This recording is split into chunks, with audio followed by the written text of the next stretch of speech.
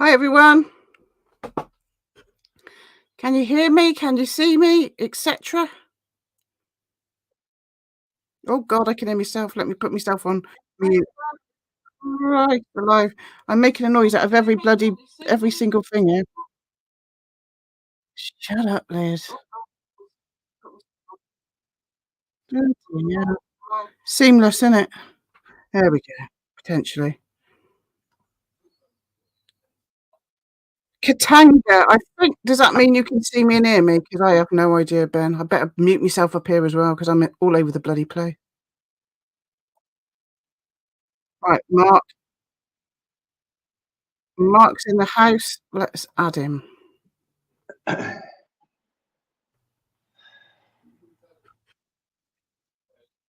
Mark. Hello.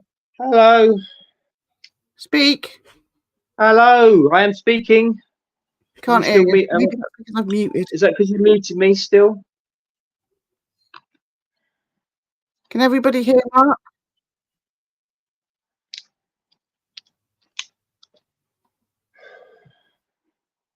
Oh, I need to get rid of that. There he is.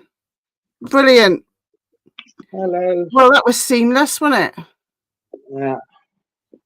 Mark's just got back from a little ramble round Istanbul. Aren't you, Mark? That's why you look so knackered. Yeah. Come a bit closer. Can't hear you. That's better. Yes, I have. Yeah. So everybody can hear us. Everybody can see us. Brilliant. Well, what could possibly go wrong? Well, it's already gone wrong. Shall I point the camera out the window? Let's have a little look at the window, Mark. I'll make it so it's just you. Right. So, well, that's a big noisy road, but I don't. Can you see over there? It might be the blue mosque lit up. It's a big mosque anyway. Can you see that? Can anyone see that? Yeah. And there's the Bosphorus Sea. Although it's obviously dark at the moment. So yeah, so I'm in time over there. What's the time over there, Mark? So 2 hours ahead of the UK, so 9 p.m. just gone. Yeah. So this is your last night. And, yeah. And it's been amazing. It's been absolutely incredible. But yeah, I'm tired, and you know, I'm ready now to come home, see you again. So let me get our photos up, and we can go through them, and then we'll do the quiz after that. What do you think? Because you can have a little talk about them. We have put the videos up. Well, not all of them, because I've been giving myself bloody carpal tunnel. But I've put as many videos up as I could. But I'm having a break today because it's been hurting me hand. But let me get our pictures up that you sent, and I'll try and share them. I don't have all of them on here because I did the first lot. The first lot I made into a video I did on my phone. So let's get, which ones do you want me to get up, but not the first day because they're on my phone, not on the computer. So which ones? Oh, you know, you know, whatever you want. You got the how about that? Yeah. Well, there's the big green stone. The big green stone. We did that last time. Oh yeah, okay. Just do the back. Yeah, well, why not? Let's go to the big stuff. I can't remember where that was. Here it is. Here it is.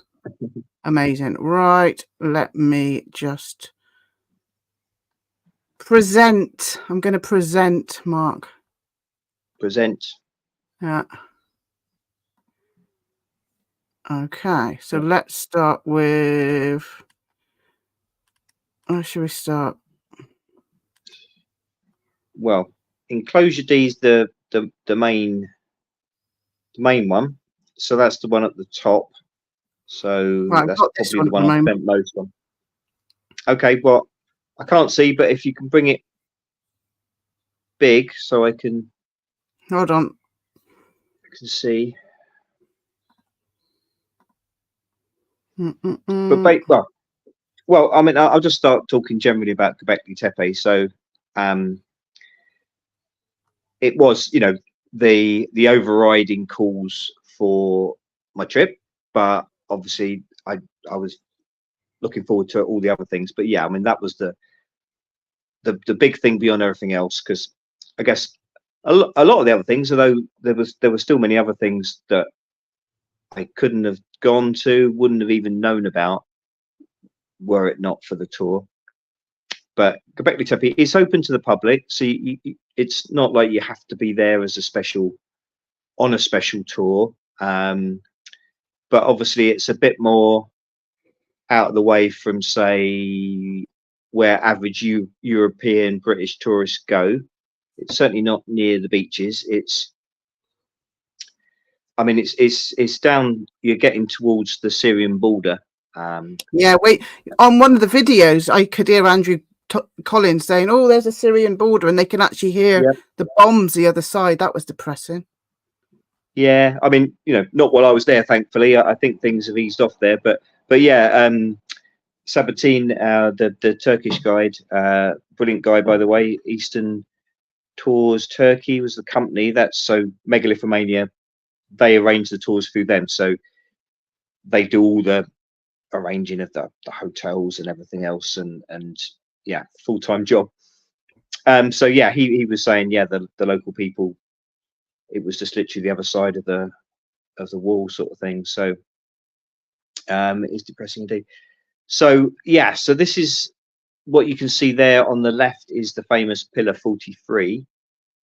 And then so yeah, so that's as you see on the videos, we actually went a couple of different museums where they had reconstructions of this. Well, the St. Lertham Museum actually had a construction of the whole of this enclosure D to scale, which was really cool because you could get inside it, which you can't get into the real thing. You just basically walk around it, around the top, but you could get a great view, as you can see. So yeah, what Andrew Collins, I mean, a few people have come to the conclusion that these engravings on there, like the animals that you can see, are representing constellations. So it's all about indicating a place in the sky to look towards. So if you like, the left hand creature on the sort of middle bit, that's the one. Yeah. Sort of commonly people are thinking of that as like a vulture, which is quite a prominent figure in mythology and that sort of thing in the area. So that will represent the Cygnus star system. So it's often like a bird sign, so the vulture in this sort of area. So and beneath it is, they say, it's Scorpion, so that will be Scorpio. So there's different conclusions as to what that's representing, but Andrew Collins in his books, and I think he's made a good case, and with Rodney Hale, I think describes himself as an astroarchaeologist. So he you know, now especially with all computer software and that, they can do it so they can see how the constellations looked from a certain place at a certain time, going back thousands of years. So they've worked it out that where Göbekli Tepe would be, looking sort of in this direction of north, then you'd see the constellation of Cygnus, and then Scorpio, the Scorpion, to the south of that. And where that sort of egg shape, ball shape is, that the sort of the vulture looks like he's about to play volleyball with, or something like that. Well, in that area there, it could be Andrew believes that it's pointing to the center of the Milky Way galaxy, as you would see it across the night sky at that time, and in the middle of the Milky Way is this what's referred to as like the dark rift, or this center of the Milky Way galaxy. And this is going back to all the talks I was doing about alchemy. They were talking about how that great Kossuth Henday was, and other things were indicating this same dark rift, this center of the galaxy, is where a previous cataclysm would have come from. So I think then Graham Hancock as well is in with this theory, and he's of the thoughts that it's pointing towards where a previous cataclysm came from. But Andrew Collins has gone into, he believes that like ball shape is possibly also the human soul, because I don't know if you can see, if you zoom in right down the bottom right hand corner where it's a bit broken off there a little bit, but if you can zoom in, you can see that there's actually a human figure there who hasn't got a head. So it's like just him. No, to the right of him, by the broken bit there. There's a body, his little leg there, and there's his legs, and his arm. Well, a bit's broken off, isn't it? The corner's broken off there. No, I don't get it. Well, yeah, no, it's definitely a human figure, 100%. Hold on a minute. Is it definitely a human figure? Right. So what's this? This is his torso, is it? Yeah. And what's this? His little fish leg?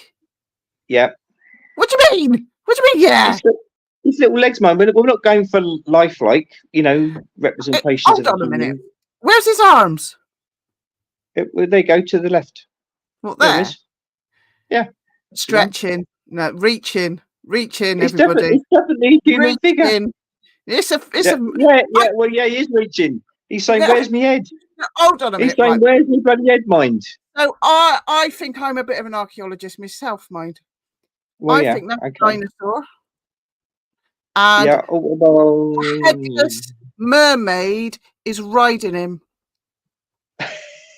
So I think you've popped it. Using, and he's just heard me saying that. Great, amazing, brilliant. Using. Oh my God, we were being all professional, and I stuck my bloody 5 eggs in, and I reckon that's a headless mermaid riding a dinosaur. Unbelievable. Back to Mark. Hugh, I'm trying to be all. Mark's trying to be all professional, and I've just derailed it, as I always do. I'm just going to mute myself because I've embarrassed myself there. No, cool. Hugh, put Liz right. There's definitely a human figure there without his head. Hugh, is it though? If you go in a bit closer, maybe you might see it a bit.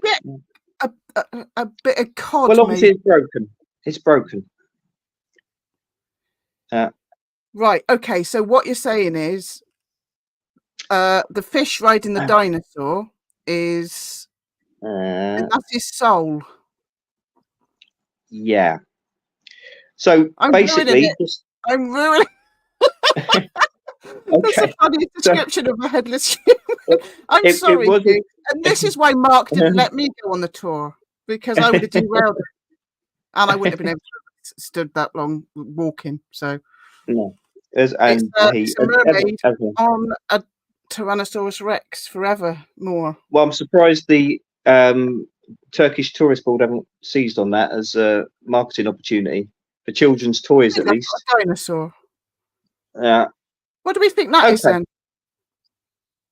I think there's another. There's a few different bird shapes. So it might be another vulture, possibly. Where's his beak?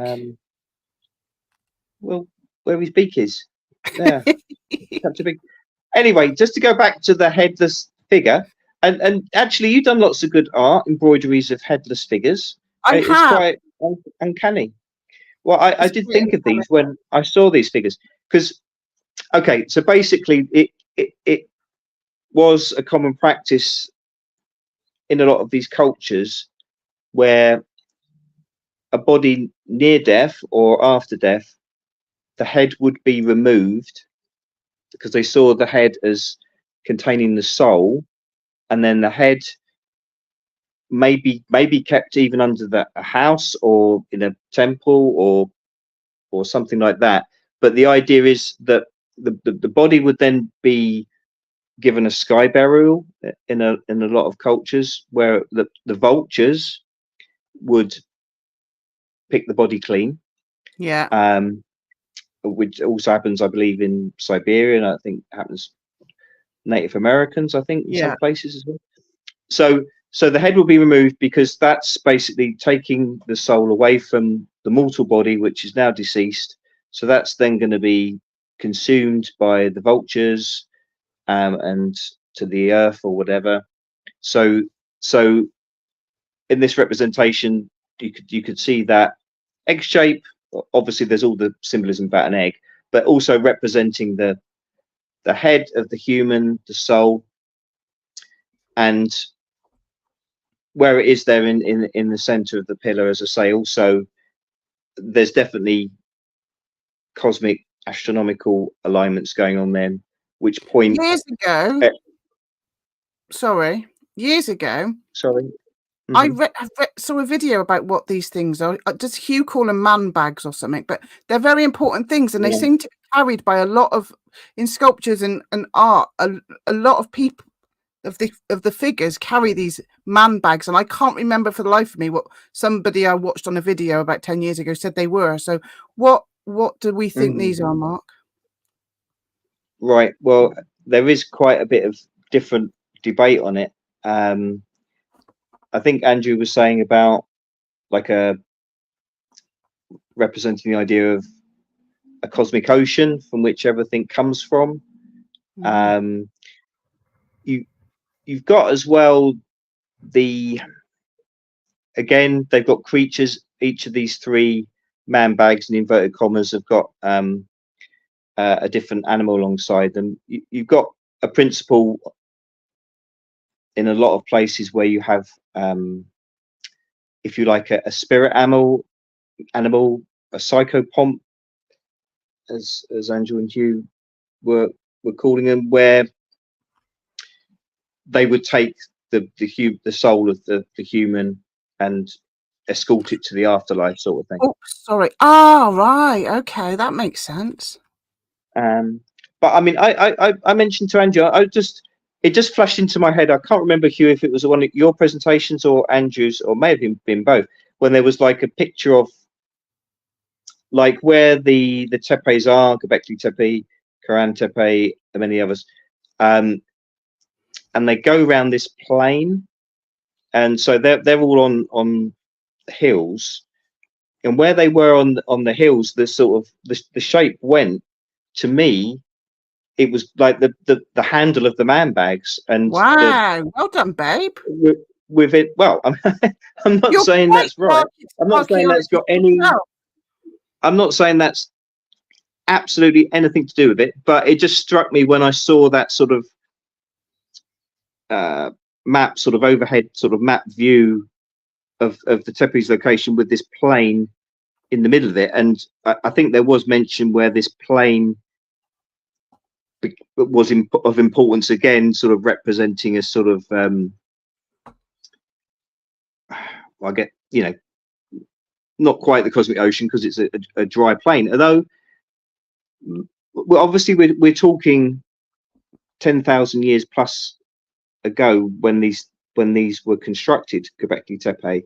Well, if what you're saying reminds me of if these are hills and they're talking about the cosmic ocean, but don't forget Glastonbury Tor is probably got a lot of water in it under it, so it reminds me. Oh yes. We've got Megalithic Maiden that says hi, Mark. I wonder if that's one of your friends that you went with. That's JJ. That's JJ. That's JJ. Hi, JJ. Hi, JJ. Thank you both for coming in. Great. Much appreciated. Now, JJ, you're going to realise that I don't know what I'm talking about, but it doesn't stop me from doing it. So you're going to thank your lucky stars I never came on the tour because of things I come out with. But JJ says the animals are spirit guardians that help the shaman. Yeah. Wow. There we go. So yeah, so you guys definitely type what all this is about in there because I have no clue. So, but I mean, what you were saying about water is definitely very important. That was also spoken about by Andrew, Hugh, and JJ. I mean, those wavy lines possibly might be water. Yeah, that they might be water. Yeah. So it's I mean, like water around here, and you know where the aquifers are, as we keep saying, is where the crop circles seem to pop up. Yep. So there's a lot of speculation that the enclosures may well have been filled with water back in the day. Yeah. So the pillars coming out of water. Sort of like round here, you were saying, wasn't it? Like in circles. Yeah. So there could have been water potentially up to here or not. I don't know if anyone's sort of come up with how deep it would have been. It might not necessarily have been very deep, but I suppose just the fact of having water in the base of it, well, as you say, it transmits energy. Well, yeah, and it would represent this cosmic ocean idea of where everything came from. And the moving water, as we know, orgone energy. That's how our friend Nick finds out about, looks at the stuff in the sky when he's doing his infrared and ultraviolet photography, and he sees skyfish, doesn't he? He kind of takes photos of the infrared and the ultraviolet, but he uses orgone energy, so he's got his pipes in constantly moving water. Yep. Because that produces orgone energy, and these weird skyfish that can only be seen in the ultra whatever seem to be attracted to the orgone energy, don't they? Yep, they do indeed. Very fascinating. So there's definitely, I mean, as we talked on one of our old videos about I mean, you for a long time were just saying, you were just sort of standing in the shower and you were sort of saying things that you wanted, thinking that they'd be transmitted through the water and going on. Yeah, I was having a funny 5 minutes about. Oh, here's Connor. Connor's come to say hello. Come and say hello. Nobody else. No, I don't want a glass of wine. Okay. Say hello to everybody. Hi, everybody. How's it going? Hi, Connor. Mark's there. Tiny little head. There he is. Tiny little head down there. Little man. Tiny little man. Wait, bugger off. All right. Let me have a little sip of it. All right. It's a 4-star rating on Killer Zap. I just like the label. Oh yeah, that's quite nice actually. So you want a glass? No, yeah, getting on it. Oh wait, we're having a serious conversation here. All right, enjoy. Bye. Bye. See you. Bye. It's got to be better than Hugh's wine last night. Hi. Tell Ben I said hi. Cosmic says hi. Ben, hi, Cosmic. You've totally taken over now, Connor. We were being bloody. We were professional then. They're all waiting for this bit anyway. It's the best bit. Bugger off. They'll turn it off when I get. Bugger. I'm going to turn it off. I won't blame you. Bye. Bye. Sorry about that. We've always downhill from here. Go away. We've always got to have a little Connor interruption. I do apologise. But I was just going to say your wine's probably. I was just going to say your wine's probably better than you had last night.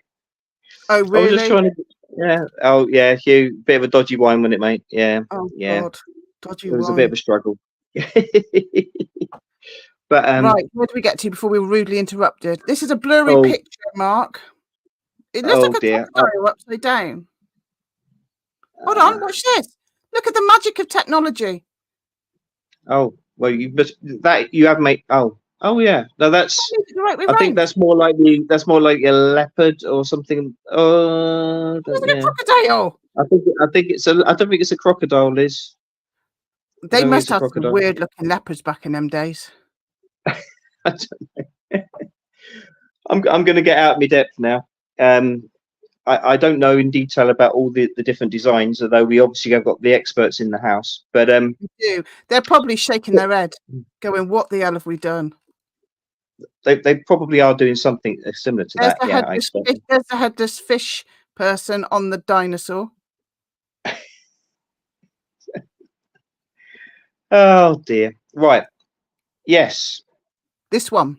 Well, so that's the other. Is that the other side of pillar 43? Don't ask me. The one that went there. Very interesting, because all this down here as well. And so this has been buried for thousands and thousands of years, all this. Oh, well, yeah, just you know, a little over 10,000 or so years. That's yeah, incredible, isn't it? I mean, it was only they only started the excavations, I think, when it was it the late 90s or something. But how did they find it? How did they come across it, sort of thing? Well, it was a German archaeologist, Klaus Schmidt, Göbekli Tepe in particular. I think he was in the area looking for things and found just sort of the top of these T-pillars, or some T-pillars. He just sort of saw the tops of things poking up out of the ground, and sort of a few other artifacts, and that indicated him. I think that there had been a previous site, that Navali Kuri, which you kindly did a brief thing to camera to, which they've they've taken the original stone by stone and rebuilt it within the Schönlerfe Museum. That was the first of the what they're now calling Tastepla sites, which means stone hill. Basically, that's the sort of name they're giving to it. The archaeologists and stuff. That was the first one that was probably excavated. So I think they started to find out there were things in the area. But yeah, it was this German, Klaus Schmidt, sadly passed away now, but he was instrumental in the excavations for Göbekli Tepe and uncovering so much of what's, you know, on display now, and just really starting that process and really opening up. It's incredible. It is incredible. It looks like it was carved yesterday. Well, yeah. And why are they this T shape, Mark? Oh well, now that's another one of the big mysteries, really. That again, there'll be lots of theories on that. I haven't, you know, I'm not sure of a definitive answer on that, really. But certainly there's, I mean, you know that I'm not an intuitive person, but I mean, I was talking to Jeanne, one of the Swiss ladies on our tour, and I was stood next to her at the top there, looking down on it, and she could feel the energy really strongly, and she was saying that she felt the two big T pillars there in the middle. One was very strongly like a plus, and the other a negative. So they were like opposing polarities. And she was saying that she felt that for all the ones around the outside were sort of plus and negative as they went round, so to speak. How interesting. And I mean, Hugh was saying in his talk, you know, the scientists also have measured that there's huge magnetic frequencies, fluctuations, whatever, that there is, you know, scientifically measured as well as intuitively felt by people that can feel these things.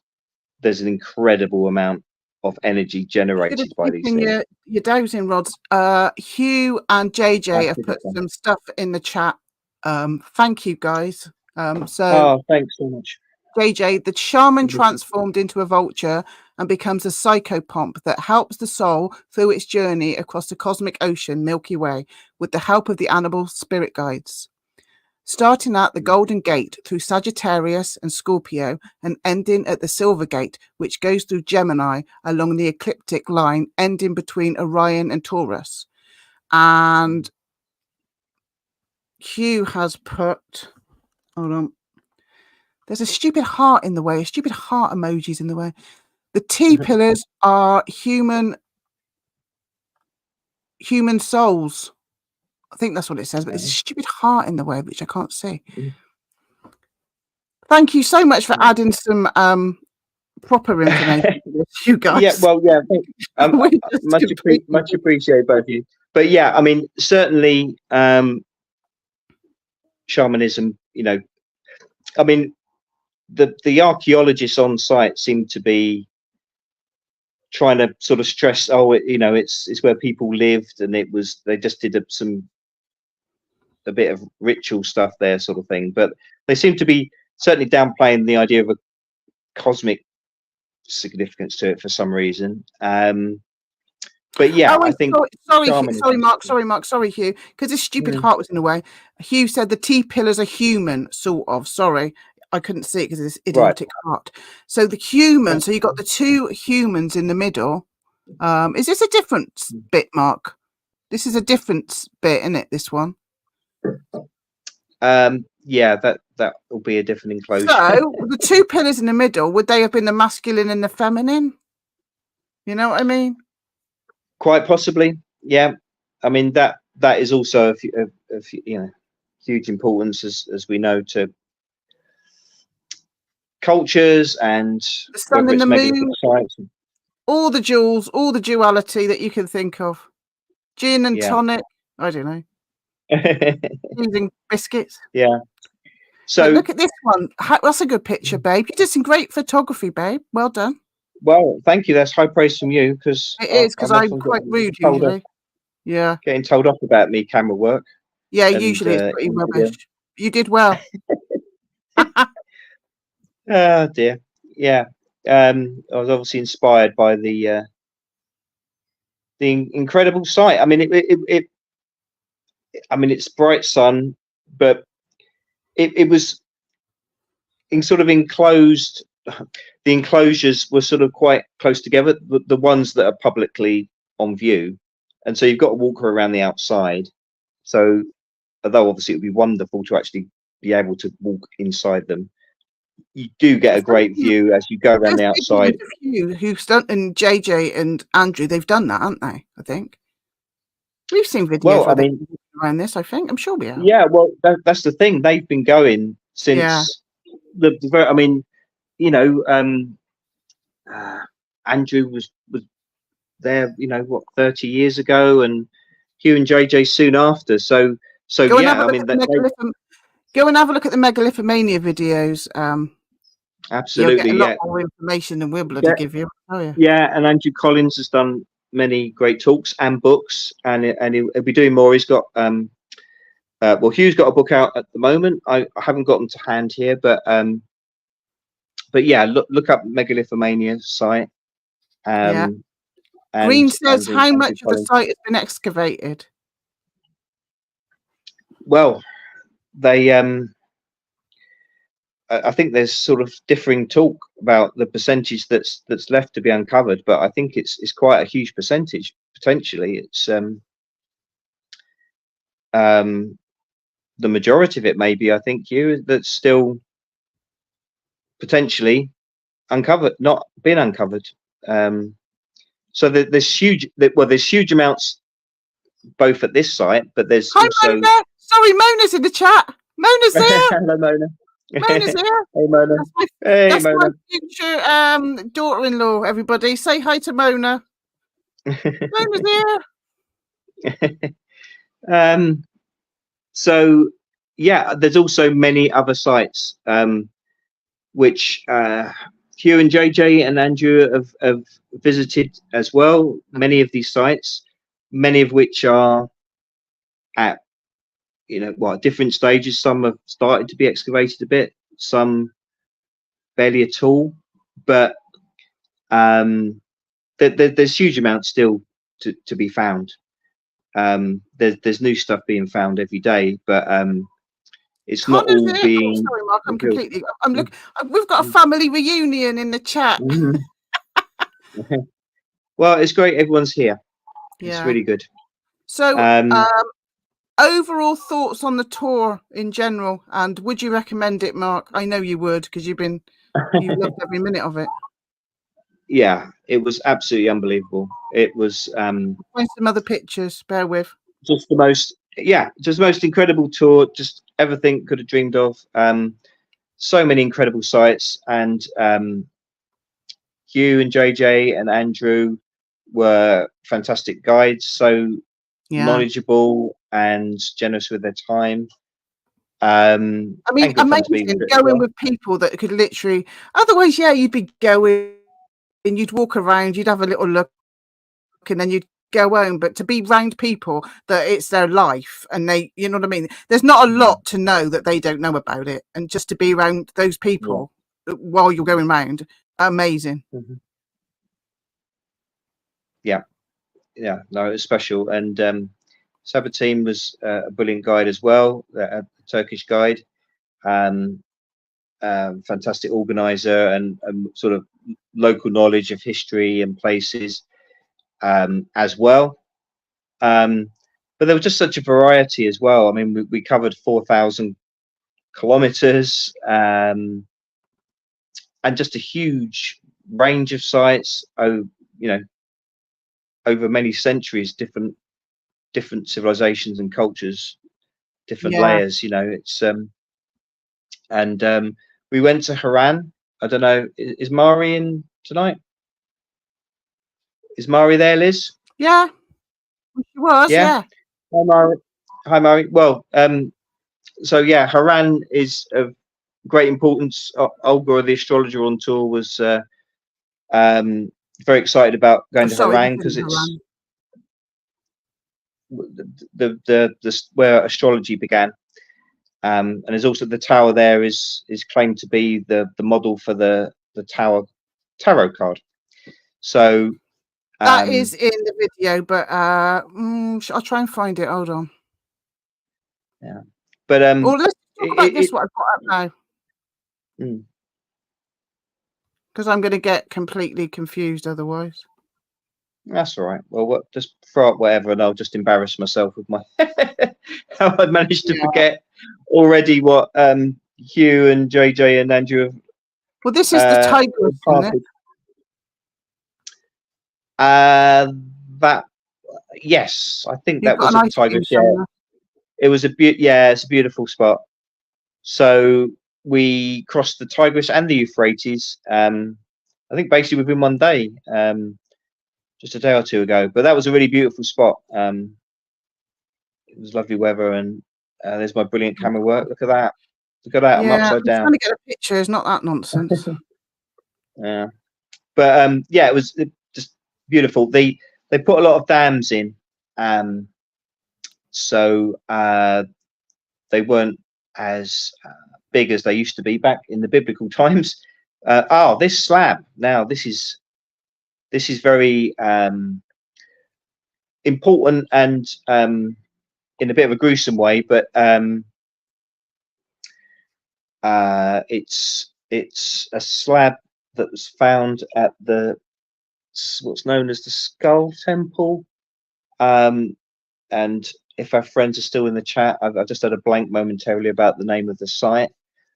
But this was just recently. We didn't go to the site itself, although I think Hugh and JJ, because they've stayed on to do further research, they might be going back there. But there's this skull temple where they found 40 skulls within the temple, and this slab was there, and traces of human blood, I think, as well as animal blood, was found on it. Oh no! So, but lots of debate as to the nature of how it might be. It might not have just been a case of sort of sacrificing your enemies and just, grabbing people and cutting off their heads. It might well have been a case of people who were near death or had just died, and it was part of a sort of euthanasia, if you like, but a releasing their soul to the afterlife. And again, like we talked before, it was practiced to then sort of sever the head and as I say, 40 skulls were found in this temple.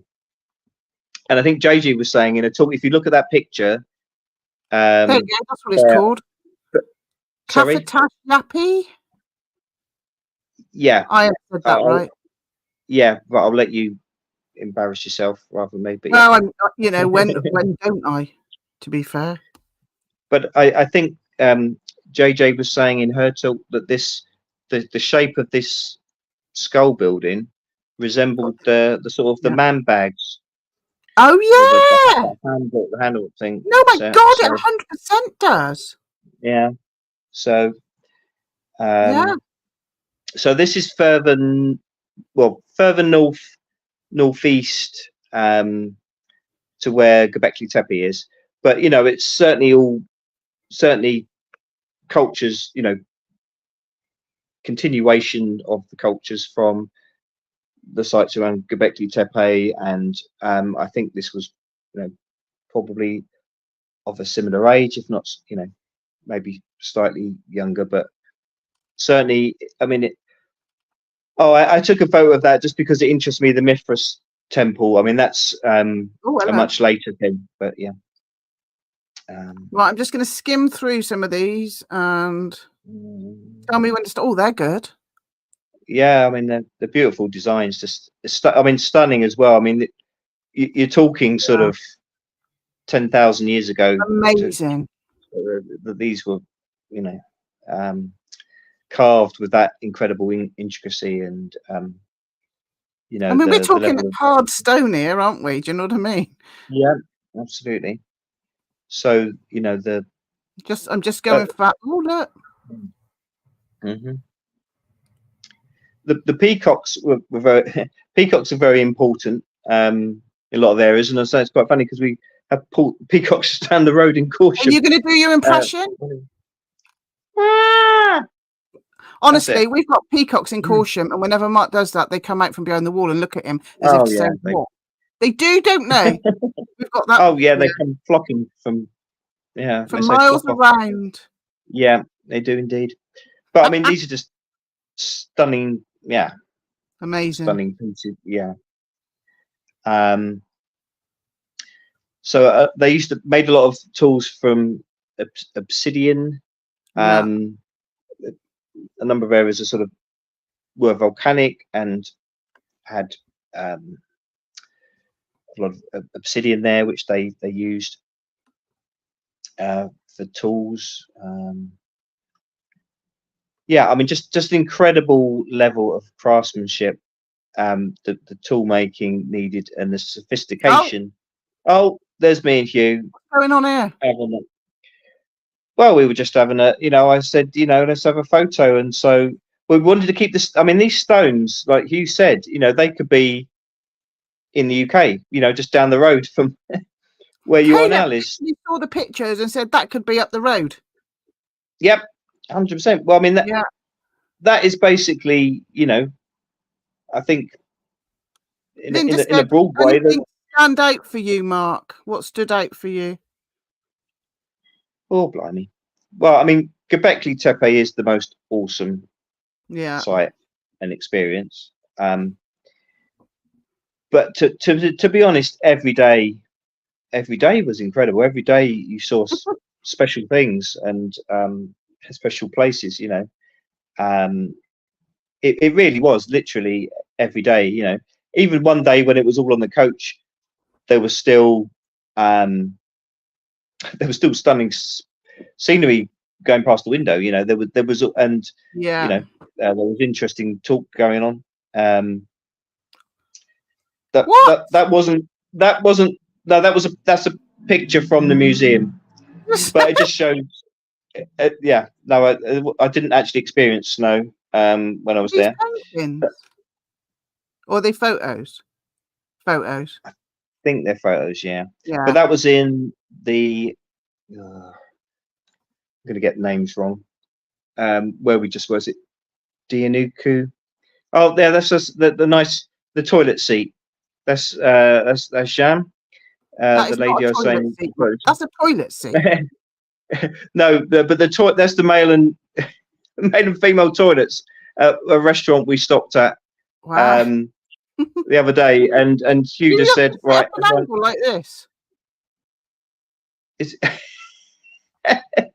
Yeah, I suppose we should have tried to sit at an angle like that. That might be quite interesting. Yeah.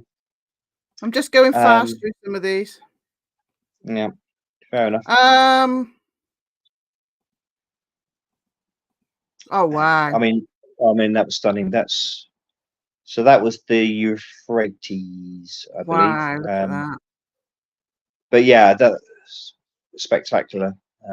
That's stunning. Although I think Hugh said it's just a bit of water and a bit of dirt, basically because there were no megaliths, so didn't really hold Hugh's attention.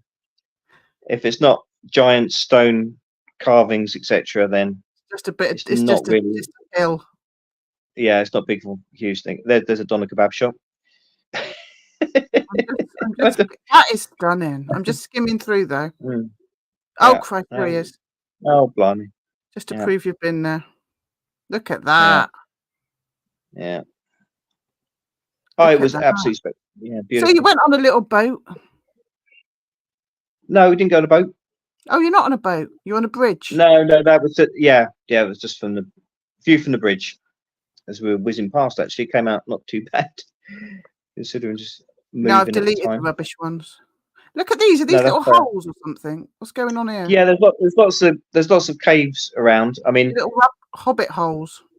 Yeah, I mean natural caves, but well, they probably did here as well. But I mean, particularly going back to like Cappadocia and yeah, I mean, you got a bloody pyramid with a hole at the top. I mean, I think I was gonna if I do a more coherent review of the tour, which I will do, and stuff about the region. Oh, that's a bit Volvic. That one. That was that. Yeah. That probably had some like Volva. Oh. But, well, I'm not yours personally, but I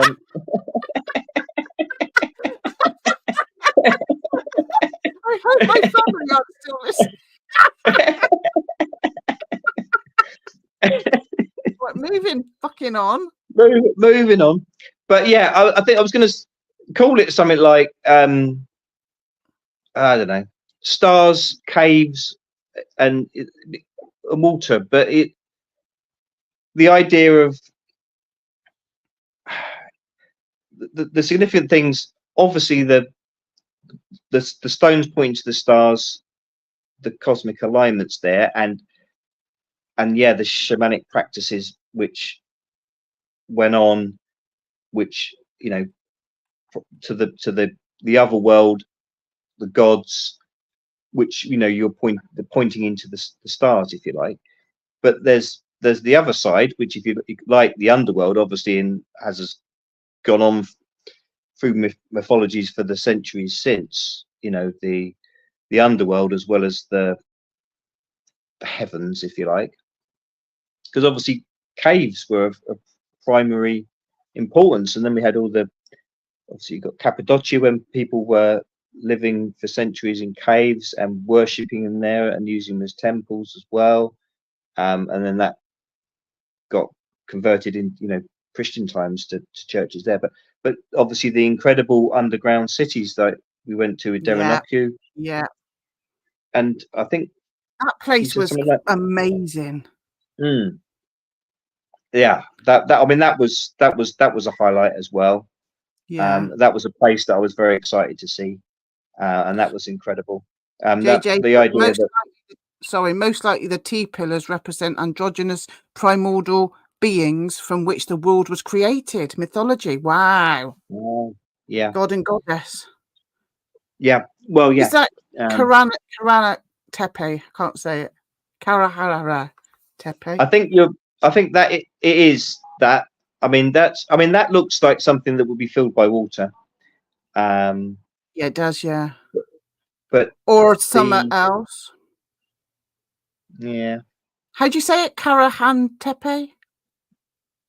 I believe so, but I stand to be corrected. I mean, if you can get this one. This has got some. Yeah, that is why I took it, because that's very important, because it is a snake. How far did that go round? Did that go round? Does it stop here, or did it go round the whole thing? I think it goes most of the way round. But yeah, again, Hugh, JJ, Andrew written about the importance of snakes. Yeah. And obviously, snake imagery is at other sites as well, but it seems to be particularly big here.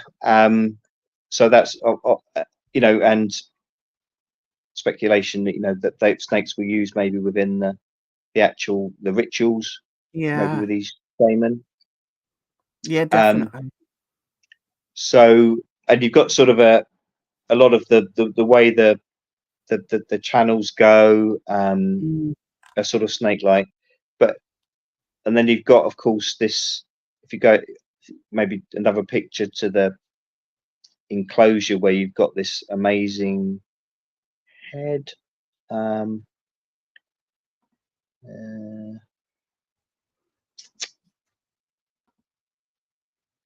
can't see no amazing head. Oh no, I got it in this. Oh dear. That's the hotel room. That's definitely not. That was an amazing hotel room. I can't see an amazing head. There's definitely another picture I've seen that I've. Dear. Oh, there we go. There we go. So that's. Wow. Oh, here's the head. Yeah. Is the head there? Yeah. Are you able to zoom in or no, it's a video. No, it's a video. I can't. But okay. You can see it. Well, you can see it. Yeah. Well, I urge you all strongly to go onto the Megalithomania site because, I mean, Hugh and JJ made a groundbreaking discovery because they were there for winter solstice, and they saw that when the sun rose, light came through the sort of portal stone, and it actually hit that head. Yeah. And I remember seeing that. So I mean, prove beyond doubt that there's definitely an alignment there. But obviously the conventional archaeologists won't have it. But yeah, undoubtedly. I'm trying to see.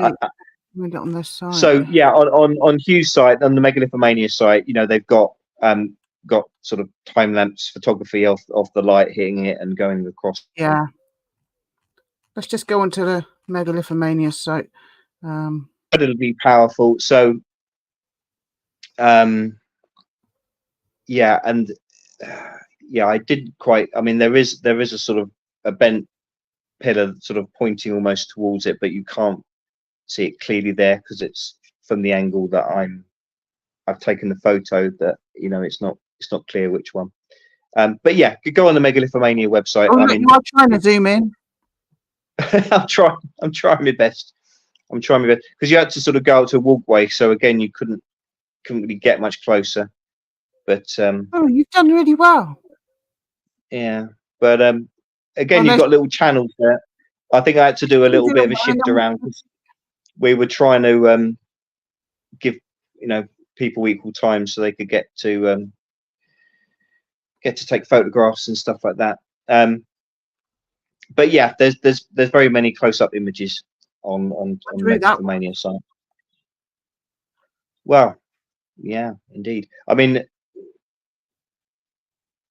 again, I think Hugh and Andrew have speculated it could be like, I mean, it's definitely like a human head, but maybe the head on as the head of a snake body type thing. It's just sort of, and the remarkable thing is as well, the head and those pillars were all carved out of the bedrock, so they weren't carved and then plonked on there, which would be remarkable in itself, but they were somehow carved actually out of the bedrock. So when you think about it, that head is attached to the whole earth. Do you know what I mean? It's still attached to the whole earth. So it's the head of everything. Do you know what I mean? Yeah, yeah. And so that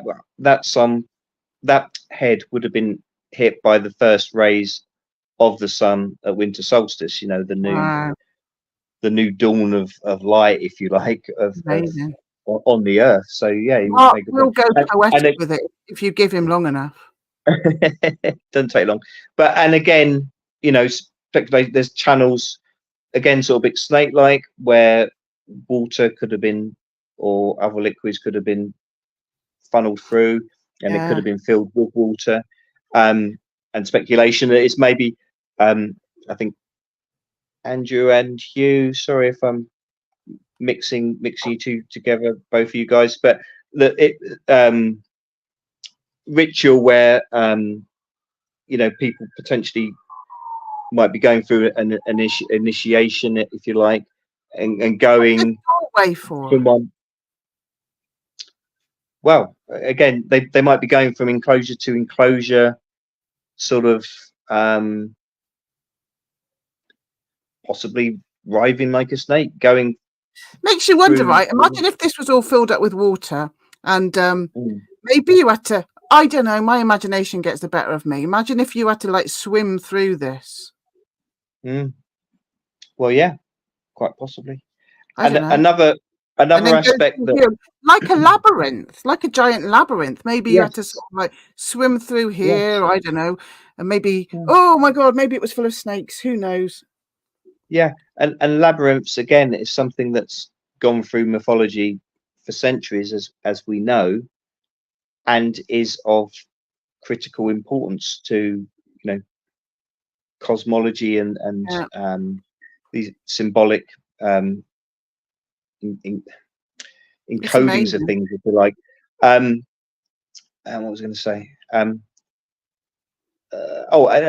Hugh, I believe a large part of his research is looking as well about frequencies around these megalithic sites. I think again, you know, sound is probably incredibly important, resonating in these sites around the stones, and the energy again created by that.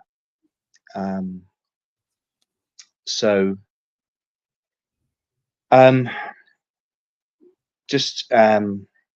mean, this, or again, there's more that's being excavated. I mean, they did excavate here, and that looks like the other side of that little door, Mark. The other side, look. I think it's that was a chamber, and then there was a door to this chamber. But if you imagine it all filled up with water. Well, you look at that channel. Look at that to the right there, channel going through it. Yeah. So again, it's a bit of a snake-like channel in itself, but also, it looks like water dripping down into there, or something like that would run along it. Yeah. So that's just from a bit further back. I think that's the same, because we had to sort of stay on that walkway. So I mean, as Hugh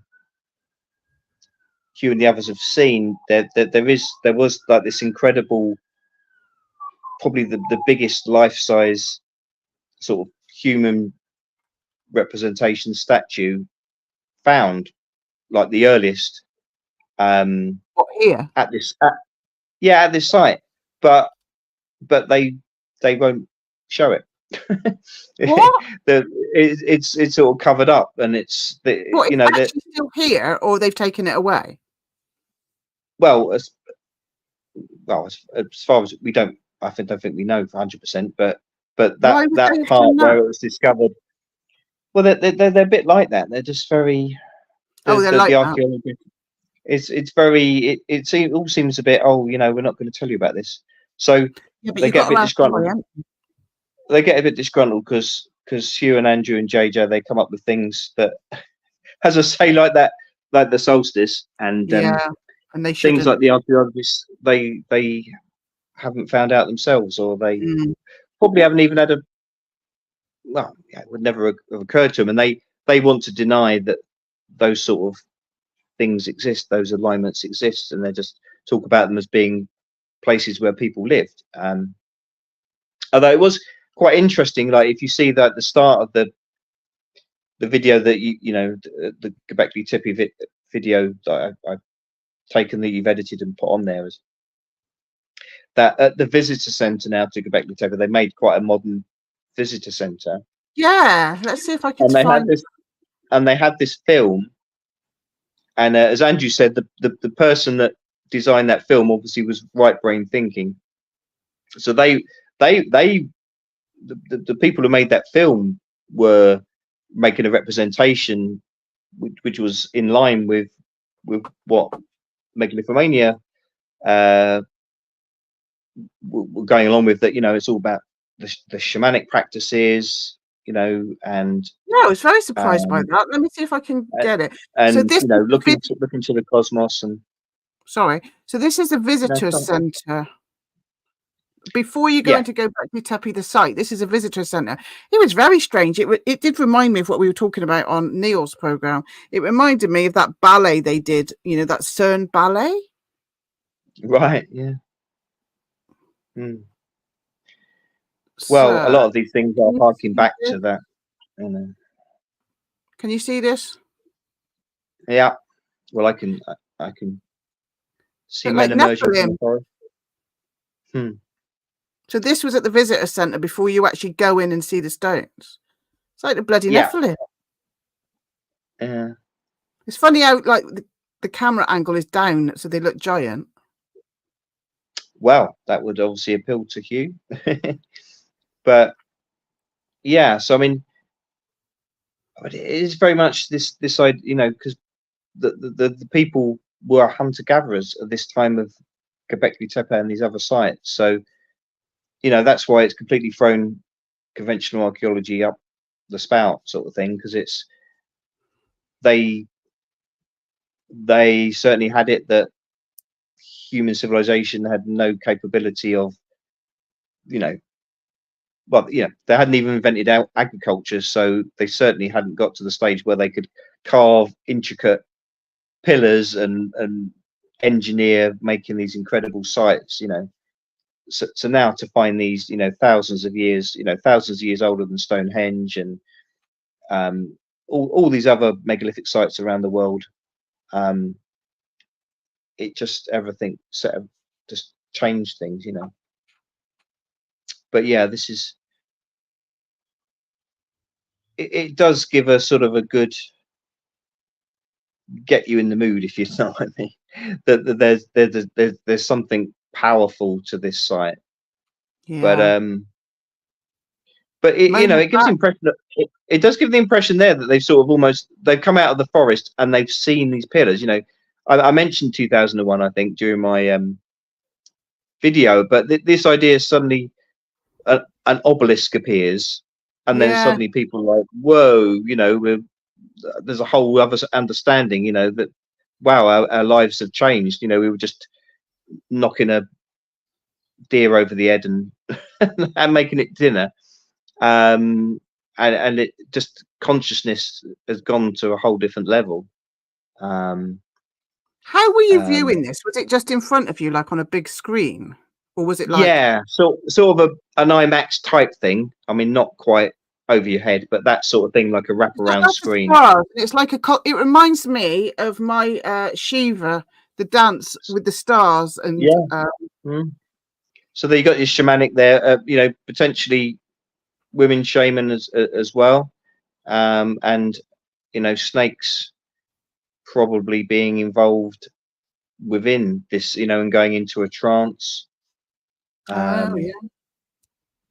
And so this was all in the visitor centre before you actually got to look at the Göbekli Tepe site. I couldn't believe this. Yeah, well, this is certainly a new thing. I mean, this centre, they've obviously spent a fair bit of money on it. Yeah, so as I say, it's being them having visions now. They're going into their shamanic trance, and this could be maybe the entities that are coming through. Wow, look at that! And then obviously looking to the stars, and as I say, the Milky Way galaxy was where these enclosures seem to be pointing to. I'm not saying it's aliens, But it's aliens. Well, yeah. Joking, not joking. Joking, not joking. No, but I mean, it's just interesting to know. It is very 2001, isn't it? Yeah. Because the human-like figures look a bit primitive compared to the stones, don't they? So obviously, you know what Graham Hancock's view is that there was you know, like an ancient civilization, like an Atlantis type thing, and that they were sort of mostly wiped out by this cataclysm that created this sort of, well, a cataclysm, the Younger Dryas period. You know, look at that, and it's all the primordial soup. Yeah. So the cosmic ocean, which life comes from. It's very interesting. And not what you'd expect walking into Göbekli Tepe. You wouldn't expect this, would you? No, but I mean, it is interesting though, because, like I say, as was talked about on the tour, you know, the archaeologists themselves are sort of trying to, I guess they're trying to be all sort of po-faced, or, you know, we're being very serious and we're just, you know, digging up these oh yeah, there's some utensils there and people were living here, and but they're not really, they don't want to go into the cosmological and the idea of like changes in consciousness. You know, that's not that's not in their comfort zone, is it? But in terms of what people want to present to sort of get the punters in, if you want then I guess, you know, a more creative person was someone that was hired to do a video, but they certainly haven't just portrayed people just, you know, no, exactly, making a dinner. Yeah. So yeah, the 0 point in time, that's a nice little catchphrase. National Geographic. I know it's BBC. I think they got their involvement on there somewhere. So that was an extra little. That wasn't the big. That was another little tiny. That was just the next bit. Yeah. But yeah, Graham Hancock's thing. So, but there was an ancient civilization that was advanced, but human. He doesn't believe that it was aliens that brought this knowledge. He thought that there was a very advanced human civilization that was, you know, sort of Ice Age and before, and then this cataclysm had wiped most of them out. So there we go. That's where we are, where we were rather. And yeah, and there was a few left, and they sort of went around the globe, sort of passing on knowledge. So it was their knowledge, if you like, that led to the building of these sites, and then the sort of the hunter gatherers were the people there living, the indigenous people, if you like, of these regions. So then they were the ones that were then introduced, and yeah, agriculture followed. Agriculture came after the building of these incredible megalithic sites. Amazing. So, you know, now obviously archaeologists are sort of saying, oh yeah, they made these sites, and then they decided, oh, they needed to create agriculture to sort of feed themselves, because they were starting to make settlements around these megalithic sites. And it's like, but like, hang on, you know, how would you get, well, A, get the thoughts to do it, and B, the knowledge and technology and skills to be able to make something that complex before you'd even thought of agriculture, you know.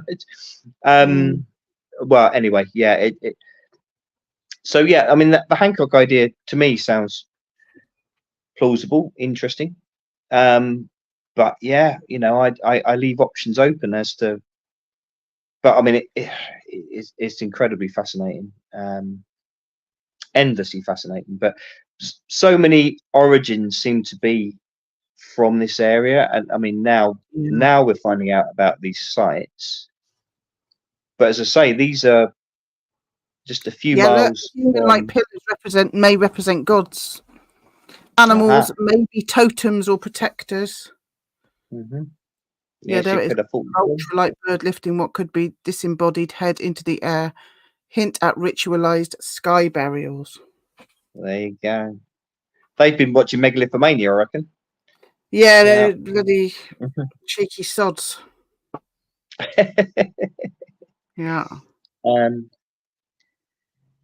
So yeah, I mean, there is so much more to come, but as I say, in terms of these sites, but it's just a bit frustrating, I think, especially for people like Hugh, JJ, and Andrew that have been doing this for decades, and they're obviously fascinated to find out more, and they are obviously still doing their own research. But of course, in terms of being able themselves to get access to this stuff, you know, it's being withheld from them, really, you know. Yeah, I'm glad you got that footage. It was really interesting. Yeah, well, you know, and this is you walking out of the visitor centre, and then you walk up to Göbekli Tepe in a minute, don't you? No, yeah, it's not. It's good because I didn't in my head imagine it to be like this, because I've obviously seen Hugh's and JJ's stuff, and it's not like this. No, well, I mean, because they've been going there since it was complete, you know. You don't realise this is what's happened to Stonehenge in a way, isn't it? It's yeah, and that's what's been said, you know. But I mean, the thing is, there are still so many sites where you can get close. But it looks so hot, babe. I would have bloody passed out. Yeah, it was very hot. Yeah, I wasn't feeling too great afterwards. But anyway, but yeah, it was amazing to see. I was thinking about that last night. You might have got heat stroke. Yes, I think I did. Yeah. But I had a bug as well, a bit of both. But JJ was a nurse then. Oh yes, JJ helped me a lot. So she was a wonderful nurse as well as hostess for the tour. Yeah, with a bit of music on the bus. Yeah, I'm moving it along a bit. Yeah, no, get to the site. Yeah. Right. I'm getting there. Don't you worry. But yeah, it's a place of origins. You know, this is close to San Lerfer, which, you know, as I was saying on my video, you know, Andrew was telling us, used to be called Adama, place of Adam. It's one of the places that's claimed to maybe be where the Garden of Eden was, and it's where, you know, I showed the cave of Abraham, where Abraham, you know, the prophet who began all of these these three major Abrahamic religions, he was brought up there, which is just down the road from here at Göbekli Tepe. So it's like, you know, when you think of like the Garden of Eden story representing humanity losing its innocence, or, you know, the tree of knowledge of good and evil, and the snake. Yeah, and that was well, and well, actually that site, Urfa, is also one of its original names, was probably on itself at one of these sites, although you know, it's a big city now, so there's probably enclosures, stuff like this underneath that from thousands of years ago, which will probably never be uncovered, or they're saying, you know, maybe they're doing work in the city or something and might uncover something in years to come or something like that. But literally, you know, it was built on sites like this, but that is, you know, part of maybe then, you know, that's how the mythology that's come to us, that's got converted into stories like the Garden of Eden, Genesis, and it's coming from, well, it is coming from this area, you know, and it's because it's a remembrance of these times when civilization was beginning. But also, you know, I'm only just starting to read. Well, it's one of Andrew's older books, The Cygnus Key, but he's got a new one coming out in, I think, November in UK, October maybe in the USA. So there's the Portal Stone. So this is Enclosure D again. So you got the two T pillars, and then you got the Portal Stone. That was, so they was thinking you would stand between those two T pillars and face that Portal Stone, and that would. Which is the Portal Stone? This one with the hole in. Yeah. So I suppose at that time, then you might have been staring through to this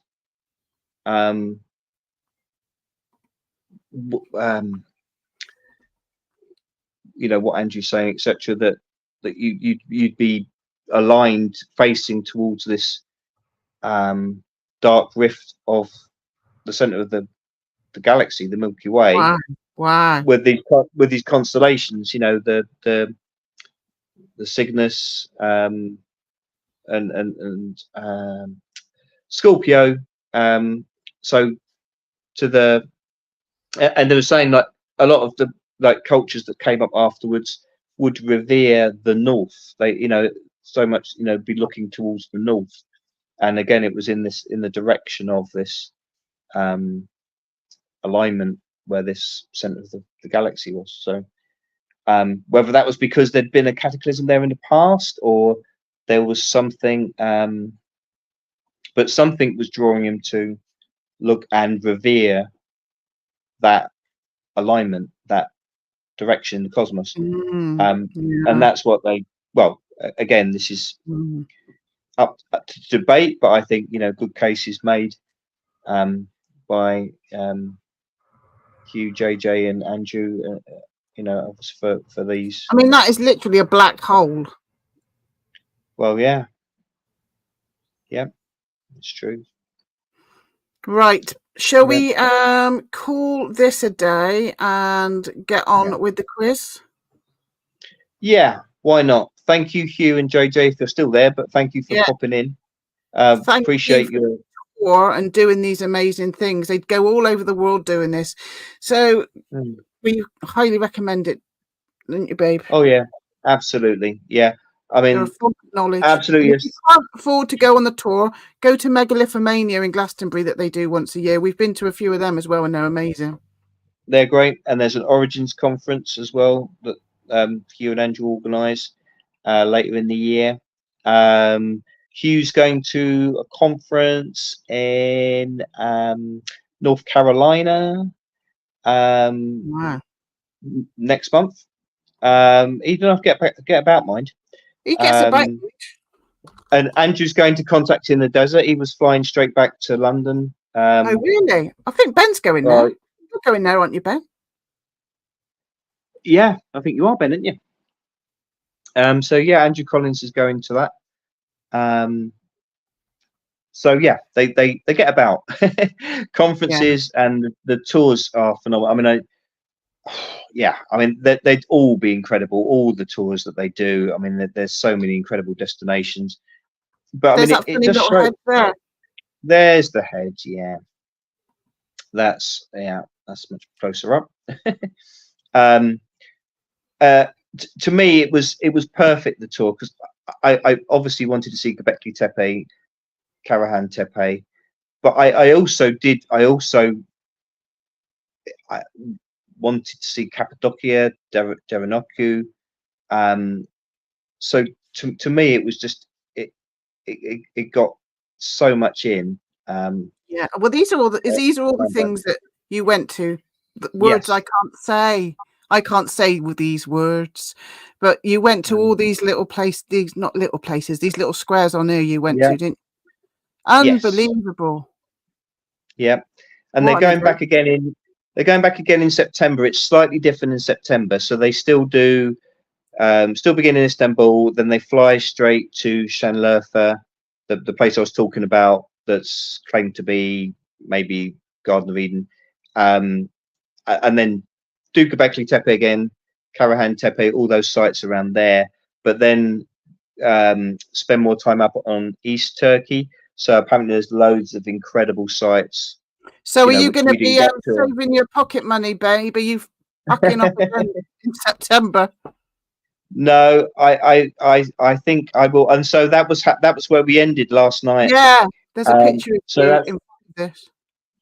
Yeah, Nimrod's Mountain. So that was oh dear. My brain's gone frazzled. I got the king. Yeah, I can't quite remember off the top of my head. I've had a blank. But anyway, this king, he went a bit off his rocker a little bit, maybe. But it was no, he declared himself a god, but he was quite. I think he was sort of battling the Romans, trying to keep the Romans out. But he was just a small, sort of had a small kingdom. But he apparently wanted to create a new religion. So these statues, I think some of them are Greek gods, and then another side there's some Persian gods. So there's a sort of a mixture there. But also there's Olga, the astrologist on our tour, was talking about how the heads there may have related to, I think, is it Antioch, the king? But it may have related to his star chart and Antiochus. There we go. That's what it says here. I'm not clever. Yeah, that's it. But again, there's some sort of slab that was in front of these that was interesting. Had some stuff on it, but it's in a bloody shed. It's in a shed up the top of a mountain, and like there was a guy like holding the door open. I think someone was in there, and like Hugh was like, "Oh, can we come and take a photo?" And he's like, "No, forbidden." Oh my God! I wonder why. So this September tour. It's up a mountain. It's up. You've walked up a bloody mountain. To be fair, we didn't walk up the whole mountain. You get driven up most of it, and then you have to walk. Anyway, but it just keeping it in the shed. Okay, if they want to protect it, but obviously they're not bothered about protecting the rest of it. You put a covering over it, but why stop people looking at it? I mean, it makes no sense really. But anyway, no, absolutely incredible. So this is September. See that? Ah, right, okay, yeah. So you still see the Göbekli Tepe, those amazing sites around there, but then more amazing sites that we didn't get to see, although we saw some artifacts like that slab we're talking about, where possible sacrifices, or at least people being separated from their heads to let their souls into the afterlife. That's in that sort of the area where they spend more time on the September tour. So it will be another incredible absolutely amazing. Thank you, Hugh, JJ, Andrew, for organising these amazing trips and basically giving Mark the time of his life, and kind of a trip of a lifetime, babe. Oh yeah, 100%. Yeah, making it amazing because Can you imagine if me and you had gone? I would have moaned all day about there not being a toilet. Where's the bloody toilet? I need a bloody toilet. I need to sit down. Well, I didn't need the toilet. Christ, can you imagine? So you made it amazing. You made it extra special. So thank you, Megalithomania. You the best. Superstars. Absolute best. And we will see. I don't know if JJ is going to make it, but we'll see Hugh, and obviously Andrew Collins is talking at Glastonbury Symposium. Hugh we're going there. So can't wait to see you again and hang out. So we're looking forward to that. But yeah, it was just the most incredible 2 weeks of my life. Absolutely incredible tour. Yeah. I've been to the beginning of time. Getting married, babe. Yeah, well, now I'm getting in trouble. You said it was a time in my life. When I echoed Joe's words, suddenly I'm in trouble. Yes. Well, that's bloody typical, isn't it? That's how it works in this house. That's bloody typical. I thought, I've been given a free pass. I don't have to say, obviously, apart from all my time with you. Right. But anyway. I'm going to start the quiz now. Thanks, Mark. That was great, and thanks again, everybody, for Megalithomania. You do stunning work, and loved it. Yeah, didn't you? Yeah, check out their channel, everyone. Yeah, I did love it, and yeah, well, they've got so many amazing videos. You got to shut up now. It's my go. Shut your cake hole. All right. Now I've got a bloody. I've pulled it out the bag. This. I felt guilty last week because I just copied and pasted a quiz about Turkey, and it was a bit rubbish. But I've knocked it out the bag. Is that it? Knocked it out the bag or something? Ballpark. Well, you I've got pictures with this quiz. I've got bloody pictures with this quiz. Yeah. I've knocked it out the park. Mark is going to do it with us, aren't you, Mark? Yeah, but I can't really shout out answers, really, can I? Because then you can type on your phone. Oh, but I'll go in the chat. Yeah. All right. Bloody hell! Are you going to keep your little? Are you going to keep your head in here or what? I don't know. I don't know if that's feasible. I can't see me head, but carry on. Right. Oh, thanks. Right, let me get my picture up because I've knocked it out the park this time. I've got to get rid of all your bloody pictures and get my stuff up now. Right. So get ready for the quiz, everybody.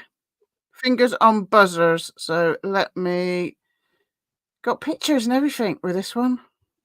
Present. Right, everybody's saying interesting talk. Let me... Oh, actually, there we go. I'm in it now. You're in. Yeah. If you win the prize, you're not getting a prize. No, that's fair enough. Look at that. Look at it. I know. See it? No, hold on. No, I can't. Oh, God. Anyway, I don't care. I'm moving on. You've had your chance. Yeah, right, everybody. Fingers on buzzers, please. And I have to move that over there. Oh, God almighty. You're going to have to help me out with who has... who gets the answer right, because I can only see it not very well, but we'll get there. Right, hold on, let me make that a bit bigger. Get that over there. You should see behind the scenes. Oh, my God. Right, okay, ready. Number 1. Which culture... Now, I might not be able to say half these words right. I've only got a tiny little brain. Which culture is associated with the development of Suniform or cuneiform? I don't know what it is. And the legend of Gilgamesh. Is it Suniform, babe, the writing? Cuneiform, I believe. Cuneiform. Which culture is associated with the development of cuneiform and the legend of Gilgamesh? See, you are needed. So, is it Hittite, Sumerian, Carthaginian, or Akkadian? Why do I do this to myself? Development of cuneiform and the legend of Gilgamesh. Hittite, Sumerian, Carthaginian, Akkadian. I got this one again.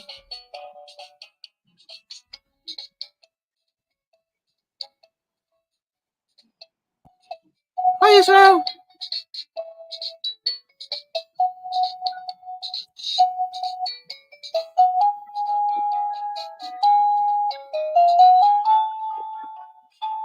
I think you've all had a go, haven't you? Right. So, who was the first with Sumerian? Let's have a look. Mark, are you still there? Was he disappeared? Yeah. He's here. So, first with Sumerian, looks like it was Diego Rivera. Is that right, everybody? You're going to have to help me out here because I'm doing 50 different things at once here. I think it was Israel Diego Rivera. Well done. Now, number 2. If I'm wrong, just let me know, but that's what I can see from here. Number 2. According to written sources, what did the Goths regard as their original homeland? Northwest Germany, Scandinavia, Northern Russia, or Austria? Northwest Germany, Scandinavia, Northern Russia, Austria. The Goths. Not the ones with the eyeliner, the other ones.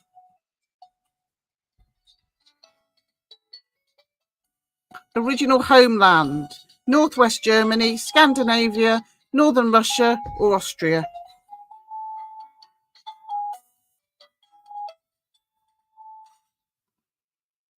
Right.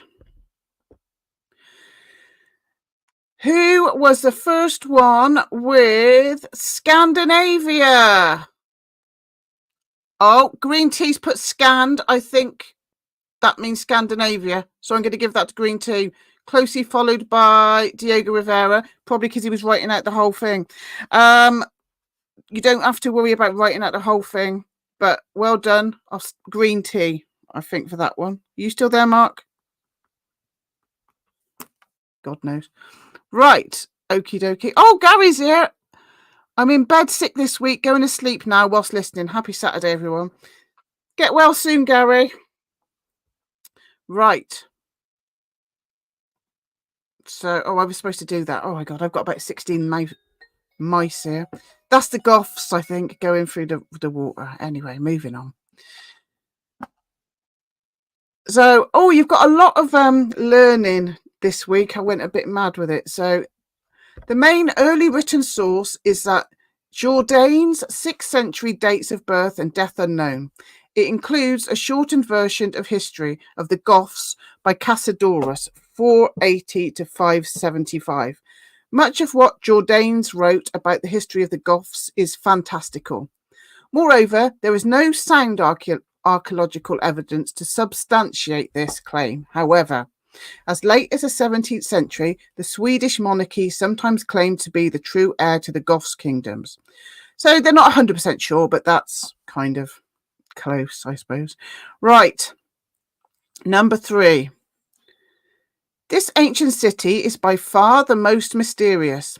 Alexander the Great died here, and such famous kings as Darius, Nebuchadnezzar, and Hammurabi have ruled over its Mesopotamian lands. What was it?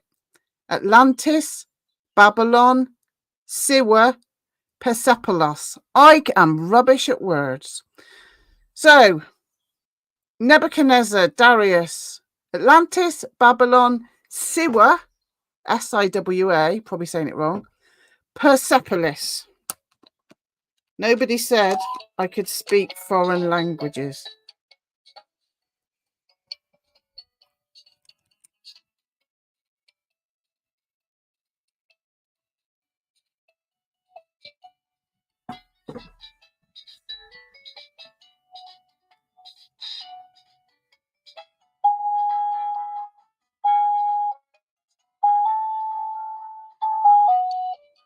Right.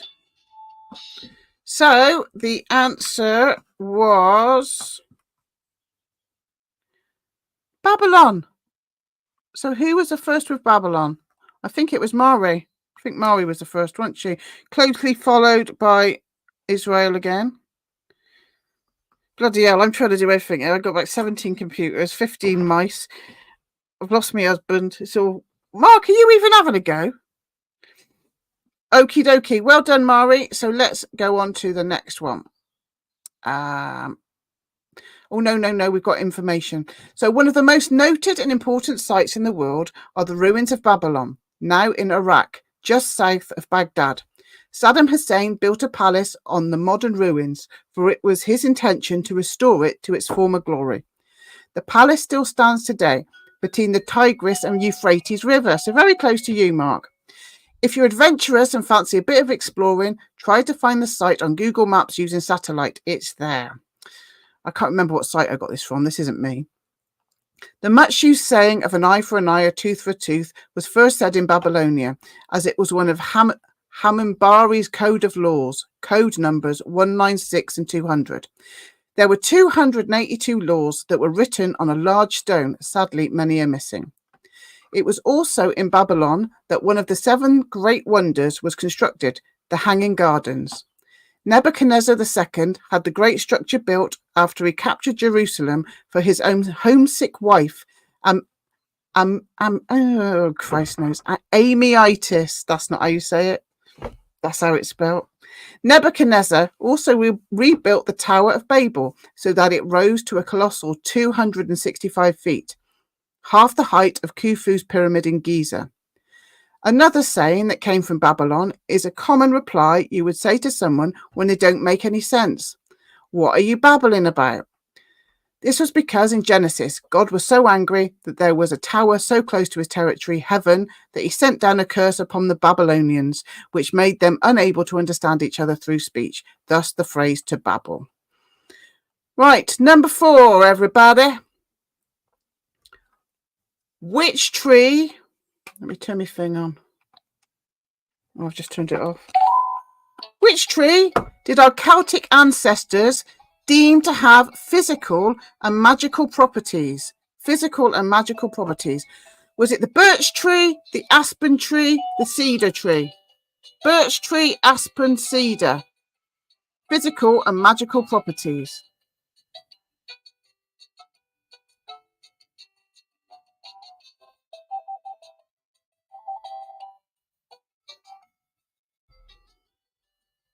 Birch, aspen, cedar.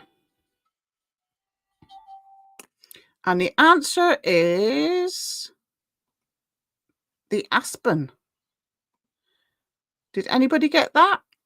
I never even said ash or oak or Yggdrasil. You all gone bloody rogue again. What are you going on about? Nobody put aspen that I can see. I'm going to have another little look. Let me know if anybody did. No.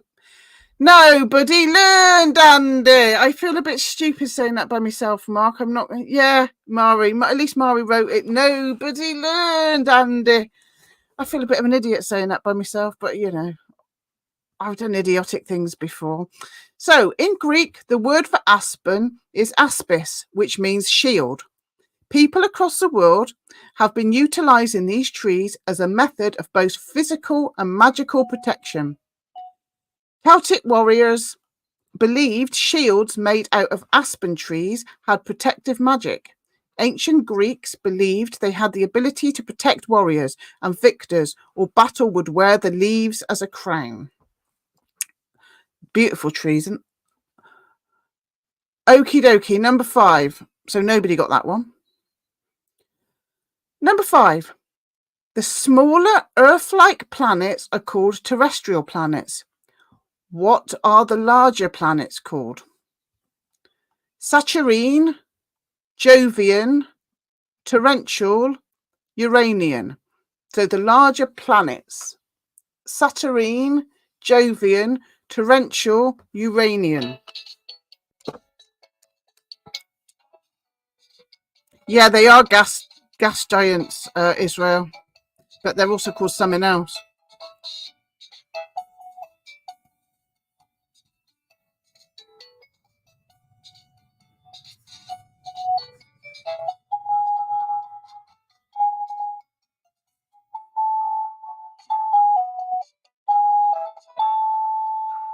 Right, so the answer is Jovian. Looks like DJ got that one. Well done, DJ. Well done. But yeah, they are the gas giants. There they are. Jupiter, Saturn, Neptune, and Uranus. I'm not saying Uranus because I'm not 5. Okay. Well done, DJ. So let's move on to number 6. Hold on. Now I've got some reading to do. The terrestrial planets are so named because they have hard, rocky surfaces like the Earth, terra firma. The Jovian planets are named for Jupiter, the king of the Roman gods and the largest planet. They are also called the gas giants. Right. In H.G. Wells' War of the Worlds... Oh, I wanted to get involved. In H.G. Wells' War of the Worlds, what or who saved the Earth? Bacteria, other aliens, the Americans. War of the Worlds. Oh, God. Bacteria, other aliens, the Americans.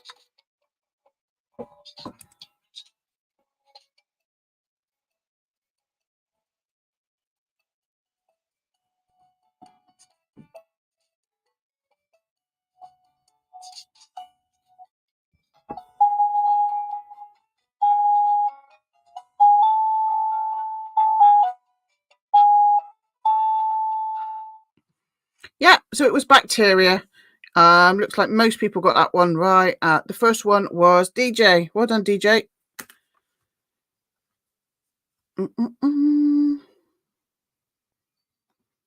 There we go. That's a cool picture, isn't it? Number 7. Spotted in the Congo, Angola and Zambia, this cryptid supposedly lives near rivers and attacks boats. Reports describe a large bird that is similar to a pterosaur.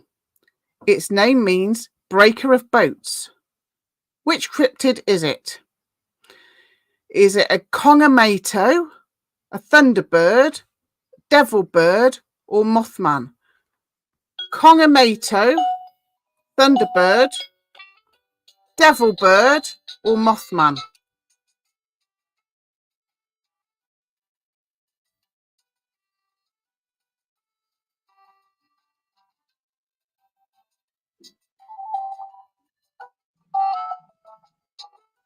You're back in, Mark. I've put you in. Oh, hello, everybody. You can do Nobody Learned with me next time. I didn't know you were down there. So the answer is Kongamato. Did anybody say Kongamato, Mark, that you can see? I can't see the chat. So sorry. Oh, I don't think they did. No. Oh, Johnny put con at the end. I think Johnny got that one. Sounds like a bit of a con to me. At the end. Yeah. Yeah. Johnny got that one.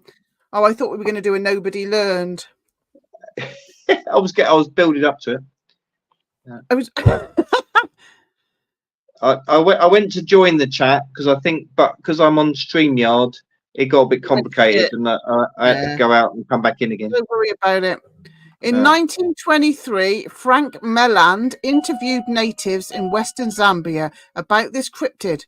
Many described a large flying creature. When shown a drawing of a pterosaur, the people called it a Kongamato. Johnny's buffering again.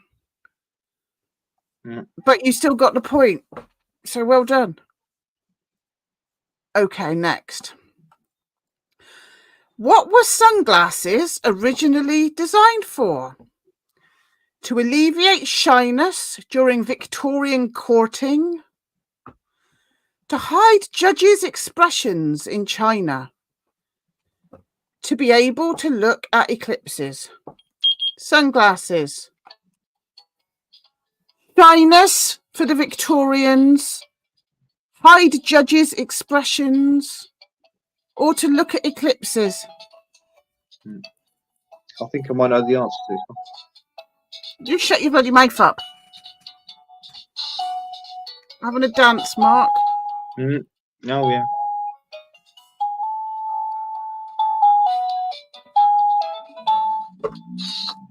Oh, Christ. The answer is to hide judges' expressions in China. Did you get that wrong, Mark? Yeah. What were you going to say? Eclipses.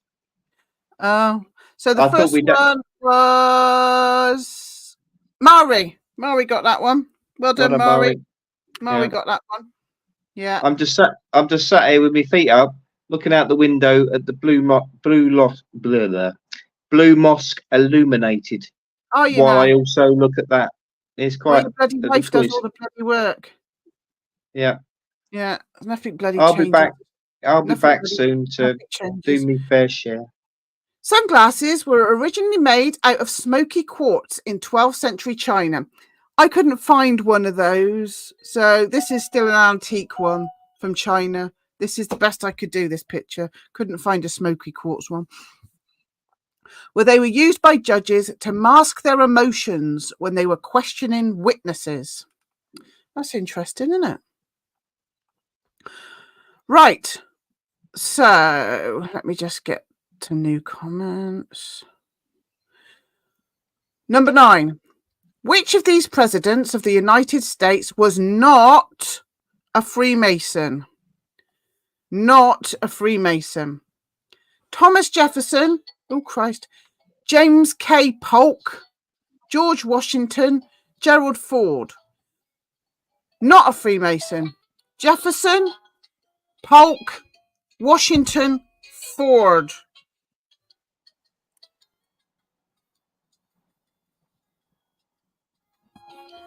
Having a little dance, Mark. Yeah. I look, I'm like a Dalek.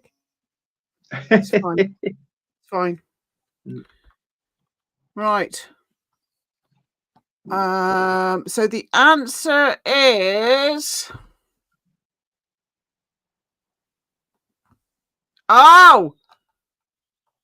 Jefferson. Oh. Thomas Jefferson.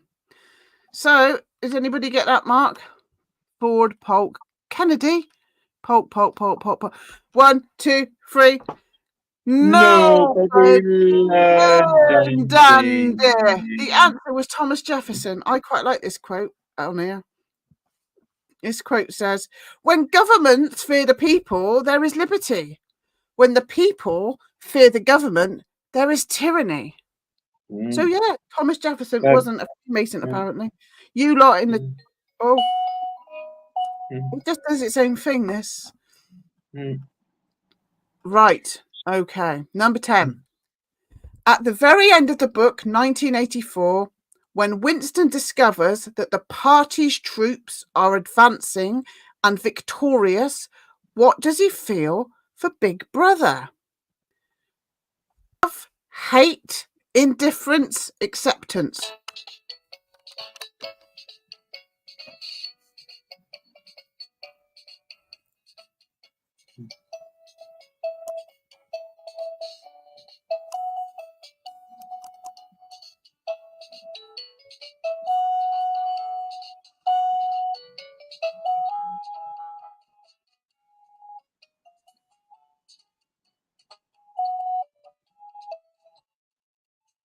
So the answer is love. So I think DJ got that one. DJ, you can't write all of them down, mate. DJ got love.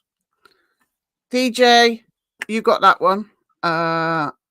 So yeah, that was kind of the sad bit. That was like, he got worn down so much that he kind of just he loved Big Brother.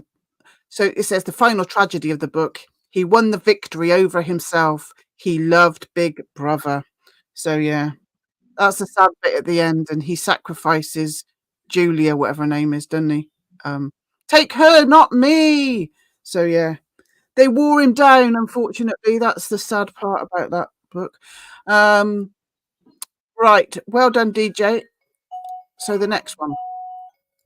Now this has got a lot of learning.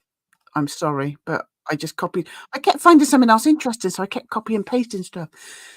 Hong Kong's Yulan. What do you think of the pictures though with the quiz? That's a development, isn't it? It's pretty good one. It's pretty good. Yeah, it's a good picture there. Bloody development. Hong Kong's Yulan Festival is a celebration of which kind of ghost? Happy ghosts? Hungry ghosts? Mourned ghosts? Sacred ghosts? Festival, which kind of ghost? Happy, hungry, mourned, sacred.